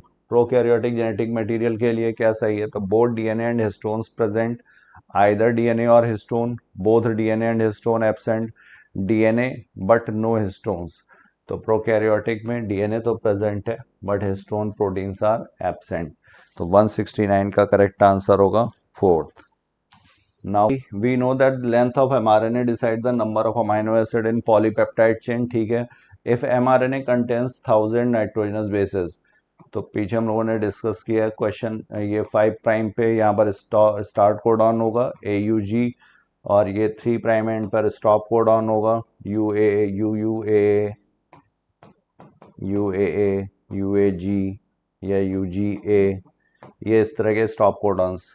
इधर यहाँ पर होगा अनट्रांसलेटेड रीजन, इधर भी यहाँ पर 5 प्राइम एंड पर भी अनट्रांसलेटेड रीजन। तो ये अनट्रांसलेटेड रीजन दिए हुए हैं यहाँ पर, टोटल कितने हैं 1000 नाइट्रोजनस बेसिस, अनट्रांसलेटेड में 200 5 प्राइम एंड पे और 200 इधर, 400 बेसिस चले गए। बीच में यहाँ पर हैं 600 बेसिस, और हमें पता है कोडॉन्स जो होते हैं वो कितने ट्रिपलेट्स के होते हैं, तो 200 कोडॉन्स। 200 कोडॉन्स का मतलब हो गया 200 अमाइनो एसिड, लेकिन यहाँ पर एक क्या है, ये स्टॉप कोडॉन है जो अमाइनो एसिड के लिए कोड नहीं करेगा, इसके लिए टीआरएनए नहीं है। तो यहाँ पर अमाइनो एसिड कितने होंगे 199, answer will B 3rd। So thank you all of you. Now further discussion will be carried by Alice sir. Thank you so much. बच्चों, तो अभी तक आप लोगों ने 170 तक क्वेश्चंस देख लिए हैं मनीष सर और सैलन सर के साथ। हम आगे के क्वेश्चंस करा रहे हैं 171 से 200। चलिए देखते हैं। लिखा हुआ है untranslated regions are present on. तो आपको पता है अनट्रांसलेटेड रीजन, ट्रांसलेशन का मतलब एमआरएनए से प्रोटीन बनाना। तो जो एमआरएनए पर कोड होते हैं ना बेटा, तो आपको पता है इनिशिएशन कोड कौन सा है AUG, और टर्मिनेशन कोड कौन सा है, ये हो सकता है UGG, मतलब UGA, UAG, और हो सकता है UAA, ये 3 हो सकते हैं जो टर्मिनेशन कोडॉन है। लेकिन उसके बाद भी बेस प्रेजेंट होते हैं और AUG से पहले भी प्रेजेंट होते हैं। तो AUG से पहले मतलब इनिशिएशन कोडॉन से पहले का रीजन अनट्रांसलेटेड रीजन कहलाता है, UTR कहलाता है। क्या कहलाता है? UTR। जबकि टर्मिनेशन कोडॉन के बाद भी आपके पास जो रीजन होता है उसे हम UTR कहते हैं। मतलब आपको पता है ये mRNA 5' 3' है, इसका मतलब दोनों एंड्स पर अनट्रांसलेटेड रीजन पाया जाता है। लिखा हुआ untranslated region is present on, तो अगर मैं कहूं कहां प्रेजेंट है तो डीएनए पे तो प्रेजेंट नहीं है, आरएनए पर प्रेजेंट है। और दूसरा लिखा before the 5 days and before the starting codon, तो ये बात भी सही है, यस। और after the 3 days and, after the 3 days and stopping codon के बाद, ये बात भी सही, दोनों बातें सही है 171 की। आंसर 4 बनने वाला है बेटा, ठीक है, आंसर क्या बन जाएगा 4। चलिए अगला क्वेश्चन देख लेते हैं। अगला क्वेश्चन आपके पास क्या कह रहा है 172, लिखा हुआ we know that today DNA is a genetic material, ठीक है, हम जानते हैं आज कि डीएनए जेनेटिक मटेरियल है। Which one of the following scientist, that उस साइंटिस्ट का नाम बताना है, that are involve in search for genetic material. तो आपको पता है फ्रेडरिक ग्रिफिथ ने जेनेटिक मटेरियल के तौर पर खोजने की बात की थी, ट्रांसफॉर्मेशन प्रिंसिपल, है ना, कौन सा प्रिंसिपल, ट्रांसफॉर्मेशन, तो इन्होंने बात आएगी। टेशमार्क, ये जो शेमार्क थे इन्होंने रीडिस्कवरी ऑफ मेंडेलियन डिस्कवरी की थी, मेंडल के लॉ की, तो इसमें डीएनए का रोल इन्हें बताने का कोई रोल नहीं था। मैक्लियोइड का रोल है, biochemical nature of genetic material, Avery MacLeod और मैकार्टी, तो मैक्लियोइड उसमें आए थे। एल्फ्रेड हार्से एंड चेज का एक्सपेरिमेंट जिसमें डीएनए को बताया गया कि वो जेनेटिक मटेरियल होता है और उसे सबने माना था, अनइक्विवोकल प्रूफ था। जबकि कॉरेंस मेंडल के काम के डिस्कवरी के लिए यूज होते हैं, ना कि भाई साहब DNA is the genetic material. यहां पर जो सही जवाब है वो ए है, सी है, डी है, और इस तरह से आंसर सेकंड बनना चाहिए। क्या बनेगा सेकंड। अगला बताइए, लिखा हुआ है 5174 जो कि एक वायरस है। 5174 क्या है, एक वायरस है, ठीक है, टाइप ऑफ इंफेक्शियस एजेंट है, यस ये भी है कि इन्फेक्शन करेगा। रेट्रोवायरस है, रेट्रोवायरस वो वायरस होते हैं जिनमें जेनेटिक मटेरियल आरएनए होता है जो रिवर्स ट्रांसक्रिप्शन कर सकते हैं। ये 5174 जो है वो रेट्रोवायरस या आरएनए वायरस नहीं है, ये सिंगल स्ट्रैंडेड डीएनए वायरस है। क्या है, सिंगल स्ट्रैंडेड डीएनए वायरस, और ये सिंगल सेल प्रोटीन भी नहीं है, ठीक है। तो आपके पास जवाब क्या हो जाएगा, ए और बी, ए और बी इसके लिए बात सही है, आंसर फर्स्ट हो जाना है। क्या हो जाएगा, फर्स्ट। अगला क्वेश्चन देख लो, लिखा हुआ विच one of the following is the correct statement, आपको करेक्ट स्टेटमेंट निकालना है, बताइएगा। लिखा हुआ है caesium chloride is used in Meselson and stall experiment, तो आपको पता है कि मेसेल्सन और स्टाल ने सेमी कंजर्वेटिव टाइप का डीएनए होता है, उसका एक्सपेरिमेंटल प्रूफ दिया था, और उन्होंने हैवी आइसोटोप का यूज किया था। जिस डीएनए में हैवी आइसोटोप होगा उसे डेंसिटी ग्रेडियंट के बिहाफ पर हम सेपरेट कर लेंगे, और वो कौन सी डेंसिटी ग्रेडियंट हमने यूज किया था, सीजियम क्लोराइड, तो ये वाली बात सही है।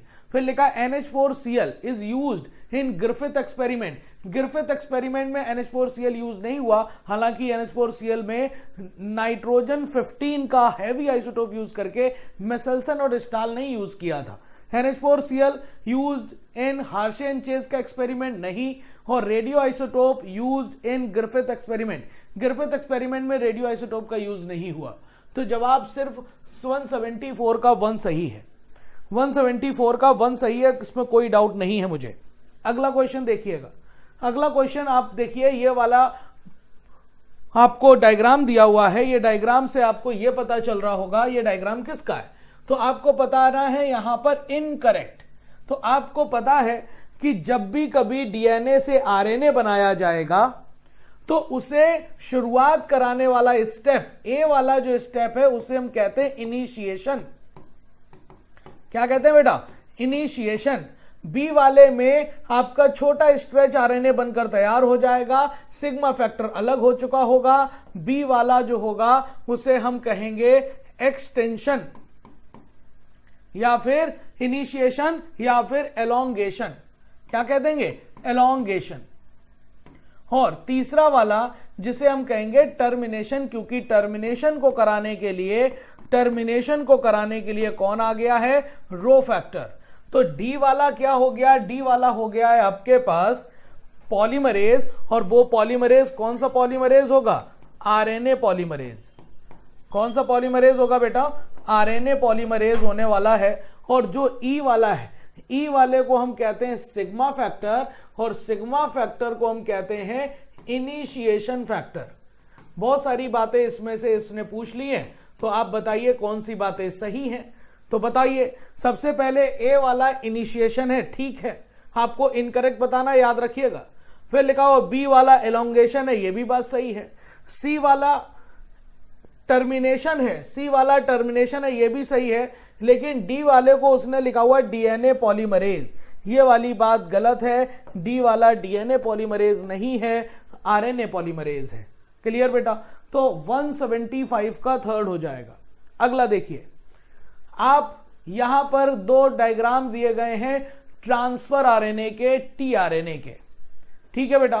तो आप यहां पर देखिए, यहां पर आपको पता है कि टीआरएनए के एंटी कोडॉन आर्म पर एंटी कोड प्रेजेंट होते हैं, उसके कॉम्प्लीमेंट्री प्रेजेंट होता है एमआरएनए पर। एमआरएनए 5' 3' दिया हुआ है। तो आप मुझे बताइए, यू के सामने क्या आ जाएगा? आरएनए पर ए, सी के सामने क्या आ जाएगा? जी, ए के सामने क्या आ जाएगा? यू। ये तो होगा आपके पास आरएनए पर कोड। सी की जगह ये होगा, डी की जगह, ए की जगह क्या आ जाएगा? यू, यू की जगह क्या आ जाएगा? ए, और जी की जगह क्या आ जाएगा? सी। UAC is the genetic code for this type of amino acid. तो आपको यह बात याद रखना पड़ेगा कि AUG अगर एंटी कोडॉन है तो यहां पर अमीनो एसिड को जो लेकर आएगा उस अमीनो एसिड का नाम है टायरोसिन। और अगर इस पर UCA बना हुआ है तो इस पर जो अमीनो एसिड आएगा उसका नाम क्या होगा? सेरीन। तो अब देखिए, यहां पर उसने कहा है सी की जगह AGG आएगा। सी कहां है? ये, और AGG नहीं AGU आएगा। गलत जवाब। करेक्ट जवाब देना है। देखिए, फिर आपके पास क्या है? डी की जगह UAG, डी की जगह UAG नहीं UAC आएगा। गलत। फिर ए की जगह उसने लिखा फेनिल एलेनिन, तो ए की जगह फेनिल एलेनिन नहीं आएगा। गलत, सेरीन आएगा। और बी की जगह टायरोसिन आएगा। ये वाली बात सही है। बढ़िया क्वेश्चन, बढ़िया क्वेश्चन बेटा, कोई दिक्कत नहीं, आराम से लग गया होगा। ठीक है, चलिए 176 के बाद 178 अनइक्विवोकल प्रूफ। देखिए 177, देखिए 177 आपसे क्या रहा है? The unequivocal proof. जब भी आपके पास कहा जाए कि DNA is the genetic material, उसका अनइक्विवोकल प्रूफ कौन से एक्सपेरिमेंट के बाद आया? तो वो है हर्शे एंड चेज का एक्सपेरिमेंट। ओसवाल्ड एवरी का नहीं, ग्रिफिथ का नहीं, मैथ्यू मिसेल्सन का नहीं, हर्शे एंड चेज का एक्सपेरिमेंट। बताइए हर्शे एंड चेज का एक्सपेरिमेंट कब परफॉर्म किया गया? तो वो है 1952। हर्शे एंड चेज का एक्सपेरिमेंट कब परफॉर्म किया गया? 1952। आगे देखिए क्या लिखा हुआ है। करेक्ट स्टेटमेंट निकालना है। Correct statement for the given diagram. आप ये देखकर ऐसा लग रहा होगा कि ये क्या बताने की कोशिश कर रहा है। ये एनसीईआरटी का डायग्राम है, आपको पता है ह्यूमन जीनोम प्रोजेक्ट में है। हमने क्या किया है, किसी पर्सन से सेल निकाली है, सेल के अंदर क्रोमोसोम तक पहुंचे और क्रोमोसोम के अंदर डीएनए, और डीएनए के सारे सीक्वेंस को हमने क्या किया है, कंप्यूटर की मदद से हमने क्या किया, उसके सारे बेस को पढ़ लिया है। ये था आपका मेगा प्रोजेक्ट जिसका नाम था ह्यूमन जीनोम प्रोजेक्ट। कौन सा? Human genome project. Mega project था कई मामलों में, टाइम के मामले में भी, क्योंकि 13 ईयर प्रपोज थे, 3 ईयर और एक्स्ट्रा लग गए थे। 1990 में शुरू हुआ, 2003 में खत्म होना था, लेकिन 2006 तक लग गया। फिर आपके पास $9 बिलियन लग गए। इतना डेटा मिल गया कि मुझे एक नई ब्रांच बनानी पड़ी साइंस की, जिसे हमने कहा बायो इन्फॉर्मेटिक्स। तो ये किसके नाम को लेकर है? Representative diagram human genome project का है। ये बात सही है। ये हर्शे एंड चेज का एक्सपेरिमेंट नहीं है, मिसेल्सन एंड स्टाल का नहीं है, कोई ट्रांसक्रिप्शन यूनिट की बात नहीं कर रहा। आंसर आपके पास नो डाउट फर्स्ट आएगा। अगला देखिए, अब ये मैचिंग है। मैचिंग में लिखा हुआ है match the following jeans of the lac operon. Lac operon आपको पता है, लैकोपेरॉन किसने खोजा था? जैकब एंड मोनड ने खोजा था। किस पर बेस्ड होता है? प्रोकैरियोट्स पर, पॉलीसिस्टोनिक जीन्स पर। आई जीन को हम क्या कहते हैं? आई जीन को हम रिप्रेशर कहते हैं। क्या कहते हैं? रिप्रेशर। थर्ड हो गया। जेड जीन बीटा गैलेक्टोसाइडेज बनाता है, फर्स्ट हो गया। ए जीन जेड बाई ए क्या कराएगा? परमिएज बनवाएगा, सेकंड हो जाएगा। और वाई क्या करेगा? ट्रांस एसिटाइलेज, 4 हो जाएगा। मैचिंग देखिए, third first second four, third first second fourth. Answer मुझे सेकंड दिख रहा है, आंसर मुझे सेकंड दिख रहा है बेटा। क्या आपको भी दिखा? Third first fourth second. Z, सुनिएगा बेटा, जेड वाई ए, जेड क्या बनाएगा? Beta galactosidase. वाई क्या बनाएगा? परमिएज। वाई, अच्छा मैंने गलत लिख दिया, वाई परमिएज बनाएगा और ए बनाएगा ट्रांस एसिटाइलेज। तो यहां पर गौर से देखिए, थोड़ा सा मैचिंग में गड़बड़ हो गई, कोई बात नहीं। आई जीन क्या बनाएगा? रिप्रेशर, ये हो जाएगा third. Z gene beta galactosidase, ये हो जाएगा फर्स्ट। और ए जीन क्या बनाएगा? ट्रांस एसिटाइलेज, ये हो जाएगा फोर्थ। और वाई जीन बनाएगा परमिएज, ये हो जाएगा सेकेंड। तो इस तरह से आंसर आपके पास थर्ड फर्स्ट फोर्थ सेकेंड हो जाएगा। Third first fourth second, answer third सही है, आंसर थर्ड सही है। क्लियर बेटा, कोई प्रॉब्लम नहीं। अगला, अगला आपके पास देखिए क्या लिखा है उसने, 2 लिस्ट दी है और उसमें से मैचिंग मिलानी है। क्या कह रहा है? फ्रेडरिक ग्रिफिथ, फ्रेडरिक ग्रिफिथ मतलब ट्रांसफॉर्मेशन प्रिंसिपल, ए को मैं थर्ड के साथ जोड़ूंगा।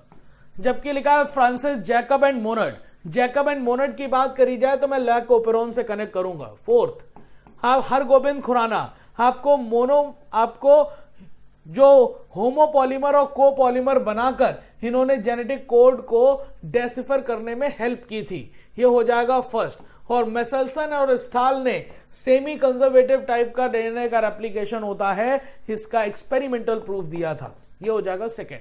Third fourth first second, answer first बन रहा है। थर्ड फोर्थ फर्स्ट सेकेंड, कोई problem? Third fourth first second, answer first हो जाएगा। अगला देख लीजिए 181, फिर से एक मैचिंग है, गौर से देखिएगा। हिस्टोन क्या है, न्यूक्लियोसोम क्या है, यूक्रोमैटिन क्या है, हेट्रोक्रोमैटिन क्या है? क्या सारी बातें जानते हैं? देख लेते हैं। हिस्टोन आपके पास पॉजिटिवली चार्ज प्रोटीन है जिसमें पाए जाने वाले amino acid basic amino acid होते हैं, जिसमें आर्जिनिन और लाइसिन ज्यादा होगा। एक का क्या हो जाएगा? थर्ड। न्यूक्लियोसोम, न्यूक्लियोसोम वो यूनिट है जो मिलकर आपके डीएनए का हेलिक्स बनाएगी, वो डीएनए जो रैप है हिस्टोन ऑक्टामर पर, ये हो जाएगा 4। फिर यूक्रोमैटिन वो पार्ट है जो ट्रांसक्रिप्शनली एक्टिव है, लाइट पार्ट है, पेरिफेरल है। तो लाइट इसी वजह से लूजली पैक्ड है, तो ये हो जाएगा फर्स्ट। और हेट्रोक्रोमैटिन डेंसली पैक्ड है और जिसमें पाए जाने वाला डीएनए ट्रांसक्रिप्शनली इनएक्टिव है। तो आप बताइए third fourth first second, third fourth, third यहां नहीं दिया, यहां नहीं दिया, third fourth first second, answer आपके पास 4 आ जाएगा। आंसर 181 का क्या होगा बेटा? 181 का 4 आंसर है, ठीक है। अगला क्वेश्चन देख लीजिए, लिखा हुआ साइंटिस्ट हैव आइडेंटिफाइड अबाउट, कितनी लोकेशन जहां पर सिर्फ सिंगल बेस का डिफरेंस देखने को मिलता है, और वो है 1.4 मिलियन जगहें ऐसी हैं जहां पर सिर्फ एक बेस को लेकर ही डिफरेंस देखने को मिलता है। आंसर क्या बन जाएगा? सेकेंड, ठीक है। अगला देखिए, आप देखिए ये वाला क्वेश्चन देखिए, 10 इकोलाई लिए हैं हमने, 10 इकोलाई लिए हैं और हमने 15s, मतलब हमने जो आइसोटोप लिया है 15 वाला, are incubated in medium containing 14 nucleotide, ठीक है। फिर लिखा after 16 minute, after 60 minute how many E coli cell will have DNA totally free from 15n।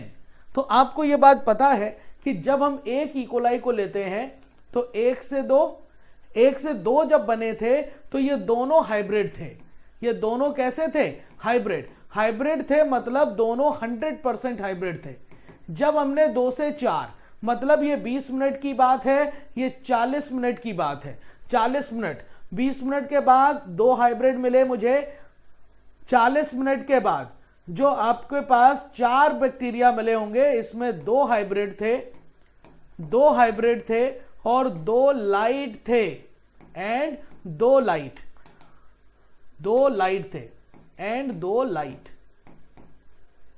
ठीक, तो अब देखिए जो 100% रेशियो था वो आपके हाइब्रिड से लेकर ये 50% हो गया और ये भी क्या हो गया 50%।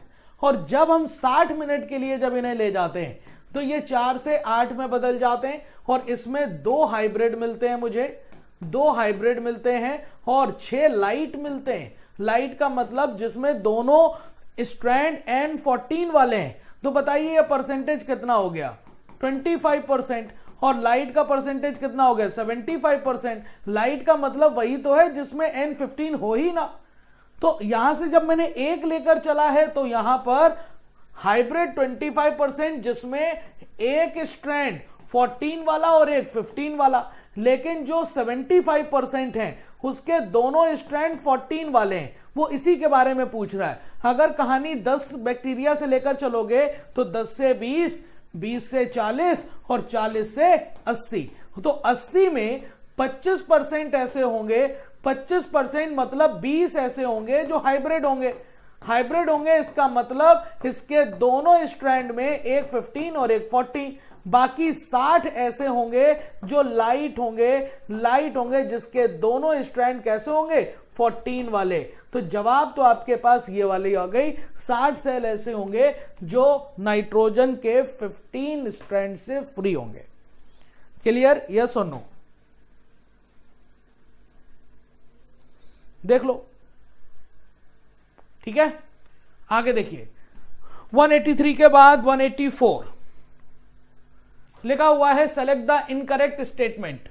इनकरेक्ट स्टेटमेंट छांटना है। देखिए for genetic material DNA chemically less reactive होता है और structurally more stable compare to RNA. बिल्कुल बात सही है। लेस रिएक्टिव है क्योंकि इसके पास थाइमीन है। आरएनए मोर रिएक्टिव है क्योंकि उसके पास सबसे रिएक्टिव बेस यूरेसिल है।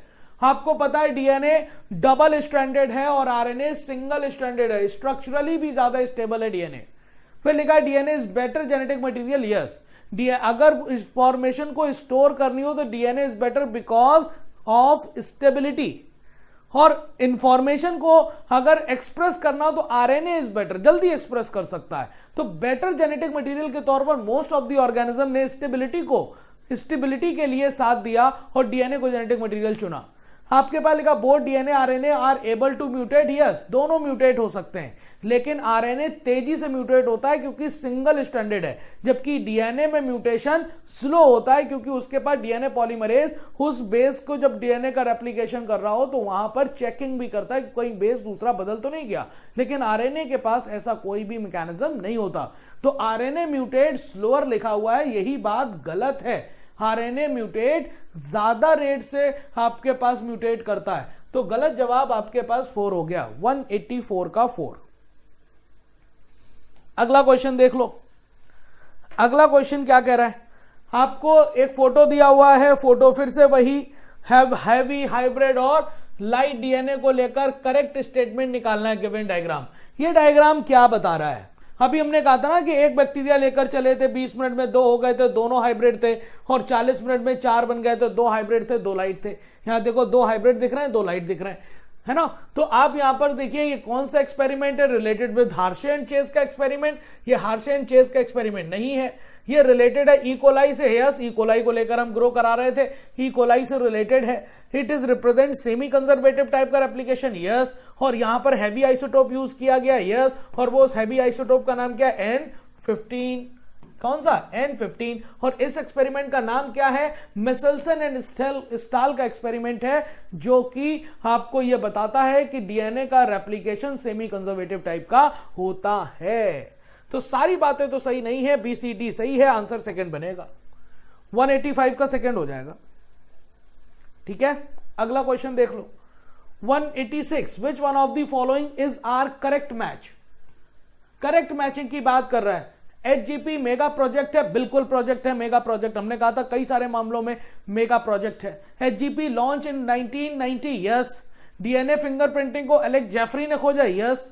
किस पर बेस्ड है? डीएनए पॉलीमॉर्फिज्म पर बेस्ड है डीएनए फिंगरप्रिंटिंग। सारे के सारे मैचिंग सही है, आंसर 4 बनेगा। 187। What is dystrophin? डिस्ट्रोफिन वो जीन है जिसपे मतलब सबसे बड़ा जीन है, जिसपे सबसे ज्यादा बेस पाया जाएगा। लार्जेस्ट नोन ह्यूमन जीन है, लार्जेस्ट नोन ह्यूमन जीन है बेटा डिस्ट्रोफिन। अगला देखिए, लिखा हुआ है removal of introns and join the exon in a defined order in a transcription unit is called. इसे हम कहते हैं पोस्ट ट्रांसक्रिप्शनल मॉडिफिकेशन, और उसके अंदर टेलिंग भी आता है, कैपिंग भी आता है, और उसके साथ साथ आता है इंट्रॉन्स का रिमूव होना, स्प्लाइसिंग। तो स्प्लाइसिंग, अगर मैं इंट्रॉन्स के रिमूविंग की बात करूं स्पेशली, तो वो स्प्लाइसिंग में आएगा। टेलिंग का मतलब क्या होता है? 3' एंड पर आपके एडेनाइलेट के रेजिड्यू लग जाना, 200 से 300 मॉलिक्यूल।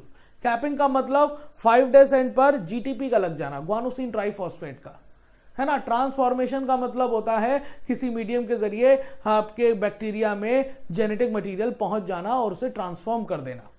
तो ये स्प्लाइसिंग होगा, 188 का फर्स्ट हो जाएगा। अगला देख लीजिए, अगला आपके पास ईयर को लेकर बात की गई है, और सेलेक्ट द करेक्ट मैच। बताइए 1869 फ्रेडरिक मिसर, उन्होंने न्यूक्लियस के अंदर एसिडिक मटेरियल खोजा था, यस और नो? ये तो हो गया फर्स्ट। 1953 वॉटसन एंड क्रिक ने डबल हेलिकल मॉडल को प्रपोज किया था, सेकेंड। 1928 ग्रिफिथ का आया था ट्रांसफॉर्मेशन वाला प्रिंसिपल, थर्ड। और 1952 हर्शे एंड चेस का एक्सपेरिमेंट आया था, ये हो जाएगा फोर्थ। मैचिंग बिल्कुल सही है, first second third fourth. Answer first बन जाना चाहिए। आंसर क्या बन जाएगा बेटा? फर्स्ट बन जाएगा, कोई दिक्कत नहीं मुझे। अगला क्वेश्चन देख लीजिए, 190 सेलेक्ट द करेक्ट मैच। फिर से मैचिंग है, मैच कराइए। देखिए सिग्मा फैक्टर, सिग्मा फैक्टर को हम इनिशिएशन फैक्टर कहते हैं, जो ट्रांसक्रिप्शन को इनिशिएट कराता है, सेकंड हो गया।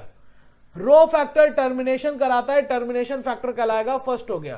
कैपिंग, कैपिंग होती है 5' एंड पर, और टेलिंग होती है 3' एंड पर। तो ये हो जाएगा 4 और ये हो जाएगा थर्ड।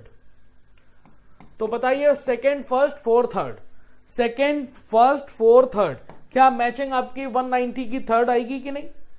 190 की मैचिंग थर्ड है कि नहीं? बिल्कुल है। चलिए अगला देख लीजिए, लिखा हुआ select the correct match for the RNA. Correct match निकालना है किसके लिए? आरएनए के लिए। एंड देयर नेम, एमआरएनए को मोटाइल आरएनए कहते हैं, नहीं, इसका नाम होता है मैसेंजर आरएनए। क्या? Messenger RNA. फिर देखो लिखा हुआ है एसएन आरएनए का नाम स्मॉल न्यूक्लियर आरएनए है, ठीक है। एचएन आरएनए का हेट्रोजेनस न्यूक्लियर आरएनए होता है, ठीक है, क्योंकि एक्सॉन के साथ इंट्रॉन भी होता है। और फिर आरआरएनए को रेट्रो आरएनए नहीं कहते, इसे हम राइबोसोमल आरएनए कहते हैं। कौन सा आरएनए कहते हैं? राइबोसोमल आरएनए कहते हैं। तो बी और सी ठीक है, आंसर सेकंड बनना चाहिए। चलिए अगला क्वेश्चन देख लें, अगला क्वेश्चन देख लें। देखिए फिर से मैचिंग है, और मैचिंग आपको बनानी है, बना लोगे कि नहीं करेक्ट मैचिंग।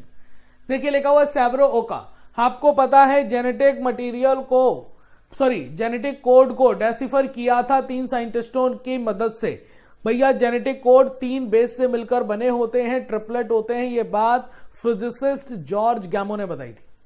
सैब्रो ओका ने टेम्पलेट फ्री आरएनए सिंथेसिस को करने वाले एंजाइम के बारे में बात बताया था, जो यहां पर लिखा हुआ है पॉलीन्यूक्लियोटाइड फॉस्फोराइलेज एंजाइम, ये वाली बात। और आपके पास होमोपॉलीमर और कोपॉलीमर हरगोबिंद खुराना ने बनाए थे, हरगोबिंद खुराना ने। और template free protein synthesis cell free system में यह काम किया था नीरेनबर्ग ने, ठीक है। तो आप देखिए सिकल सेल, सिकल सेल आपके पास change glutamic acid to anaemia valine related है। एयूजी डुअल फंक्शन है, आपके इनिशिएशन कोडॉन भी है और मेथियोनिन को कोड भी करता है। और टीआरएनए का secondary structure clover leaf model की तरह है, जबकि tertiary structure inverted L shaped है, ठीक है। तो ये आपके पास मैचिंग फिर भी बिल्कुल सही दी गई है, first second third fourth, first second third fourth. Answer क्या बनेगा? 192 का 1, 192 का आंसर क्या बन जाएगा बेटा? 1 बन जाएगा। अगला क्वेश्चन देख लो, अगला क्वेश्चन क्या कह रहा है? सेलेक्ट द करेक्ट मैच, फिर से करेक्ट मैचिंग बतानी है। 193 प्रोटीएजेस प्रोटीन का डाइजेशन करेगा, सेकंड हो गया। फिर आरएनएज आरएनए का डाइजेशन करेगा, थर्ड हो गया। डीएनएज डीएनए का डाइजेशन करेगा, फर्स्ट हो गया। बीटा गैलेक्टोसाइडेज लैक्टोज को तोड़ेगा ग्लूकोज और गैलेक्टोज में फोर्थ हो गया। तो second, third, first, fourth, answer second हो गया। ठीक, अगला क्वेश्चन देख लो। सेलेक्ट द करेक्ट मैच, फिर से करेक्ट मैचिंग है, बताइए। बैक एक वेक्टर है और यैक भी एक वेक्टर है, मतलब लार्ज साइज के जीन को हम अगर कॉपी बनानी पड़ती है तो मुझे कुछ आर्टिफिशियल क्रोमोसोम्स बनाने होते हैं जो वेक्टर की तरह काम करते हैं। Bacterial artificial chromosome, yeast artificial chromosome.